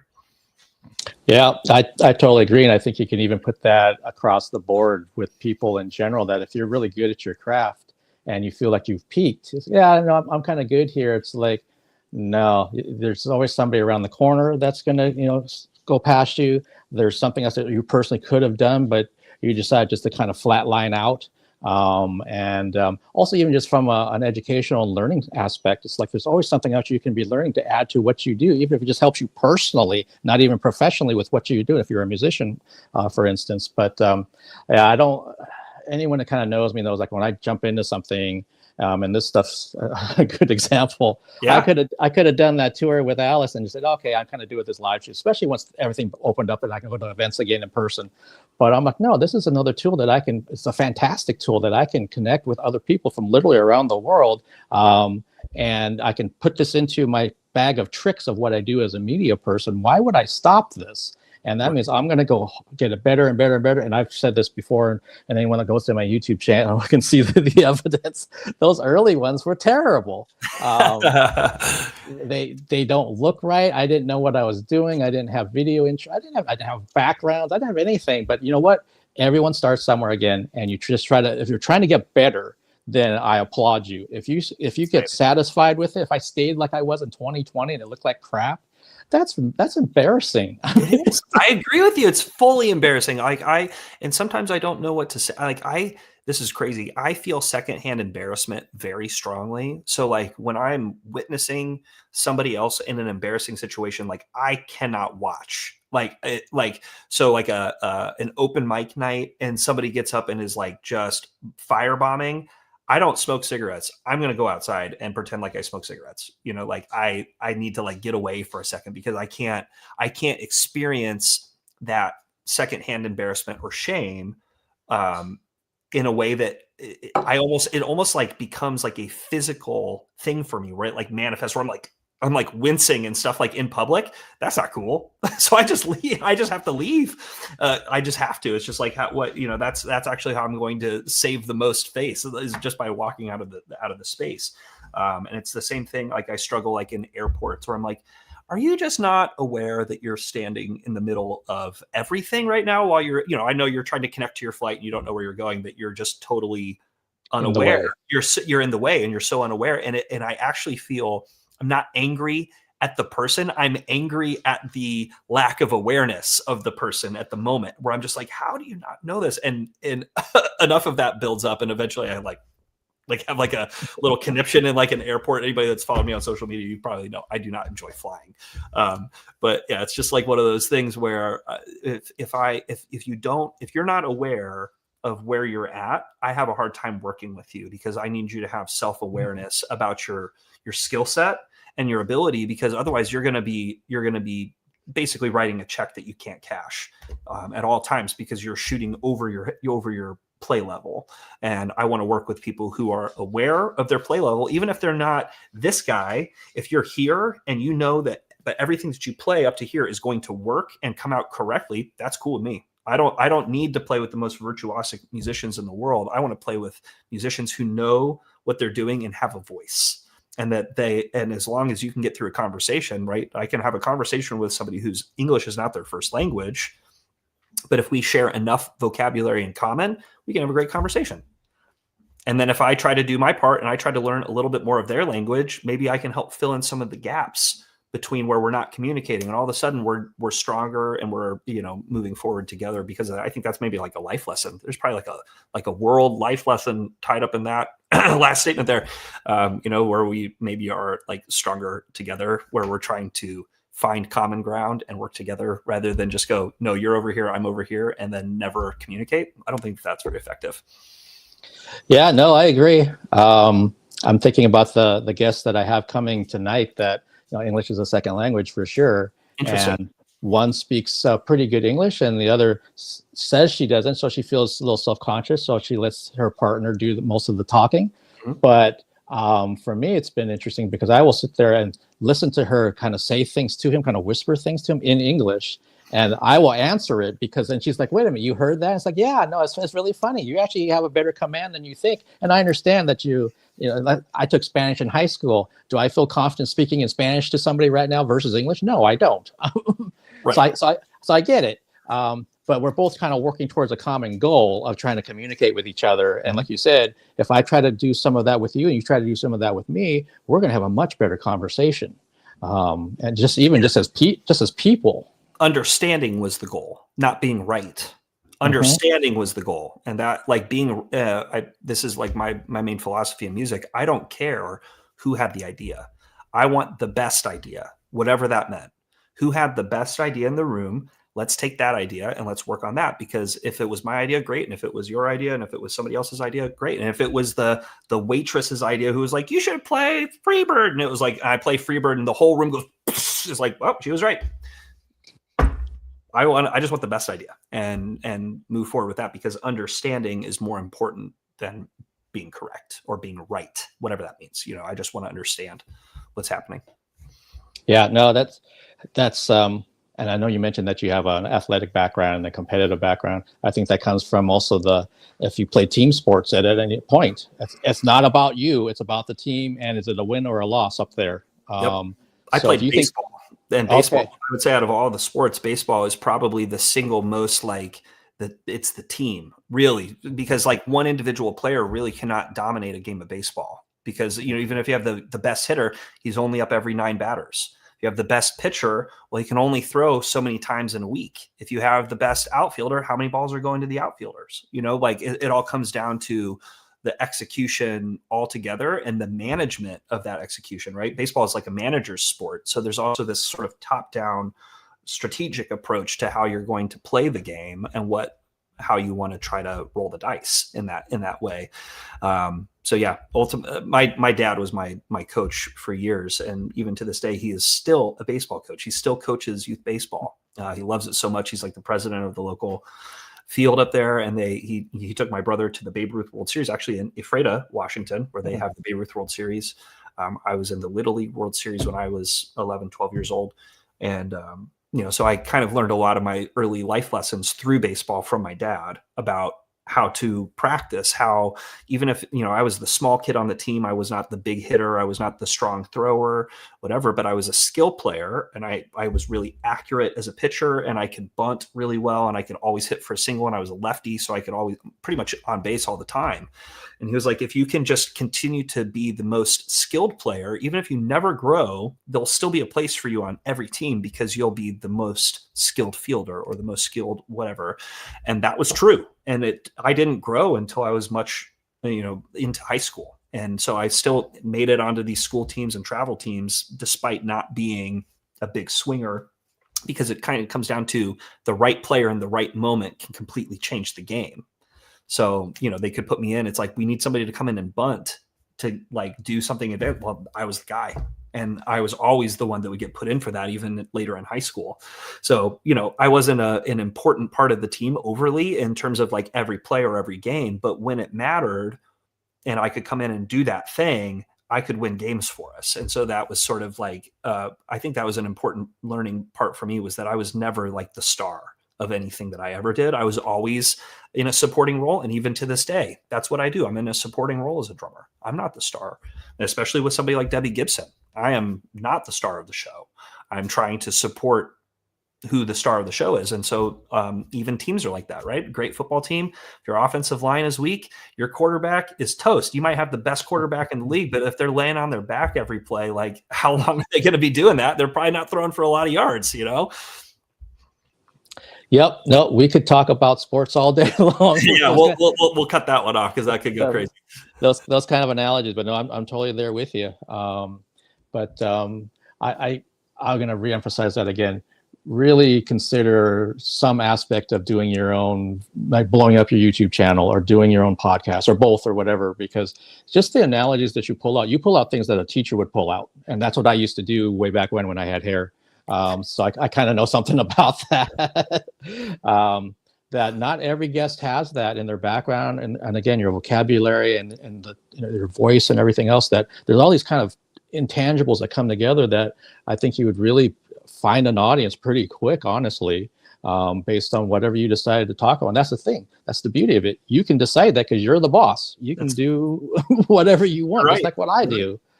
I don't know how many times I have to listen to, you know, somebody else in pretty much every other aspect of my life. But when it comes to this, it's like, no, I don't want to do that. Or yes, I want to talk for almost 3 hours to Johnny. Sure. So That's definitely the fun of it. And if it stops being fun for you, if you decide to pursue this, then you say, I'm going to take a break from this for right now, and I'm going to kind of focus on other things. And maybe I'll come back to it. Maybe I won't. But it's something. If I were in your position and somebody was telling me about all the things that you have going for you that are really going to be positive for that type of endeavor, I would at least kind of look at it kind of seriously. I'm going to consider it. I think that you've given me some confidence. I don't think I would have thought to do this. You absolutely should. And if you ever need anyone to help you with any kind of, I don't know, startup advice or any of that kind of stuff in terms of what I do, I'd be happy to help you with it. I'll text you for sure. But Johnny, it has truly been a pleasure talking with you about Debbie and everything under the sun about music and drums and just life lessons and everything else. And like I mentioned earlier, at some point when it works for your schedule, I would love to have you come back. Absolutely. And Let's do it again. We'll do a part 2. And before we sign off on that, what do you have coming up in the future? Oh, cool. So there's a couple more dates here coming with Deb. I've been in a pretty steady releasing of my own music over the past year. So I have a project called Sheep, and that's just my moniker for making music. Some of it's been collabs with other people. And then I'm releasing music with different artists. So I have several songs coming out with local Indianapolis artists that I produced, where I just wanted to do one-offs with a few different people. I'm also producing for myself, like more of like a drum and bass record, but it's coming from the lens of the drummer. So rather than it being the producer who's chopping amen breaks, I'm the drummer playing the amen breaks and producing the music for it. Some of it is done in a producer style where I sampled myself and I've resampled the drums, and then some of it is live performance. So I've got a record like that coming out, and then I'm continuously dropping singles. So I just dropped a single on Monday called Escape. You can find that on my Bandcamp. Or you can just go to weareallsheep.co. The .com was taken. But that also links to a Bandcamp. So I've been in a season of, I'm not a big fan of how DSPs are getting music to people and the way that they, in fact, just don't pay artists even remotely a living wage. I've made more earnings by selling my song to like 40 people than I have made streaming any of my music for 3 years, so like that's how low the payouts are. It's super low. So I'm trying to do the independent artist thing. I'm a musician and a drummer and a producer, and I've spent a lot of time doing that for others. So I'm now kind of in a season of like, it's my time to put out my own work. And so that's what I'm doing. So that's really what I'm encouraging people to check out going forward for me over the next year, is really look out for the musical releases that I'm putting out, not just who I'm going out and playing with, because the reality is that for me as a musician, my very favorite part of music is creating it and releasing it, not touring on it. I love touring and I love playing live, don't get me wrong, but it's not my favorite part of what I do. My favorite part is actually getting to write the music, create it, and hopefully in collaboration with others, and not just always by myself. But when there's nobody else to write with, I'm still sitting here making songs anyway and putting them out. So that's kind of what I'm hoping for people to see from me here coming up in the next year or two. All right. Well, that's a lot of awesome things that you have, especially since you have things coming up in kind of different pieces. So it's not going to be like, oh, I only have this out, and then I don't know what I'm doing, 6 months from now. It's like, no, steadily there'll be things getting released. Yep. And all these other opportunities that could, come from left field could be in there as well. So tours come out of nowhere. And of course, I'll continue playing with Debbie as long as she'll have me. I mean, we've talked a little bit about 2026 already. There's nothing that I, concrete or whatever, but for other bands and artists, you never know. If you see this, I might be more available than you think. I think that a lot of musicians sort of are in that position where we're like, I know that like I work, but like sometimes I feel like I'm sitting at home and nobody's asking me to work. And like you maybe just send somebody a message. You might be surprised who's available when, if I'm sitting at home for 2 weeks and I have time, I would love to record on your song. I would love to work with you on your music. Regardless of what walk of life you come from, if you're a professional musician or you're not, that's kind of the fun for me. As I've said on here before, I've worked with people that have no experience in music. I've worked with, 10-year-olds who are telling me that the beat needs to be this. And I've worked with professional musicians who are telling me that the beat needs to be this. And so that whole thing for me is not the important part. The important part is I like collaborating with other people and creating. And that's really it. So I'm more available maybe than even you think.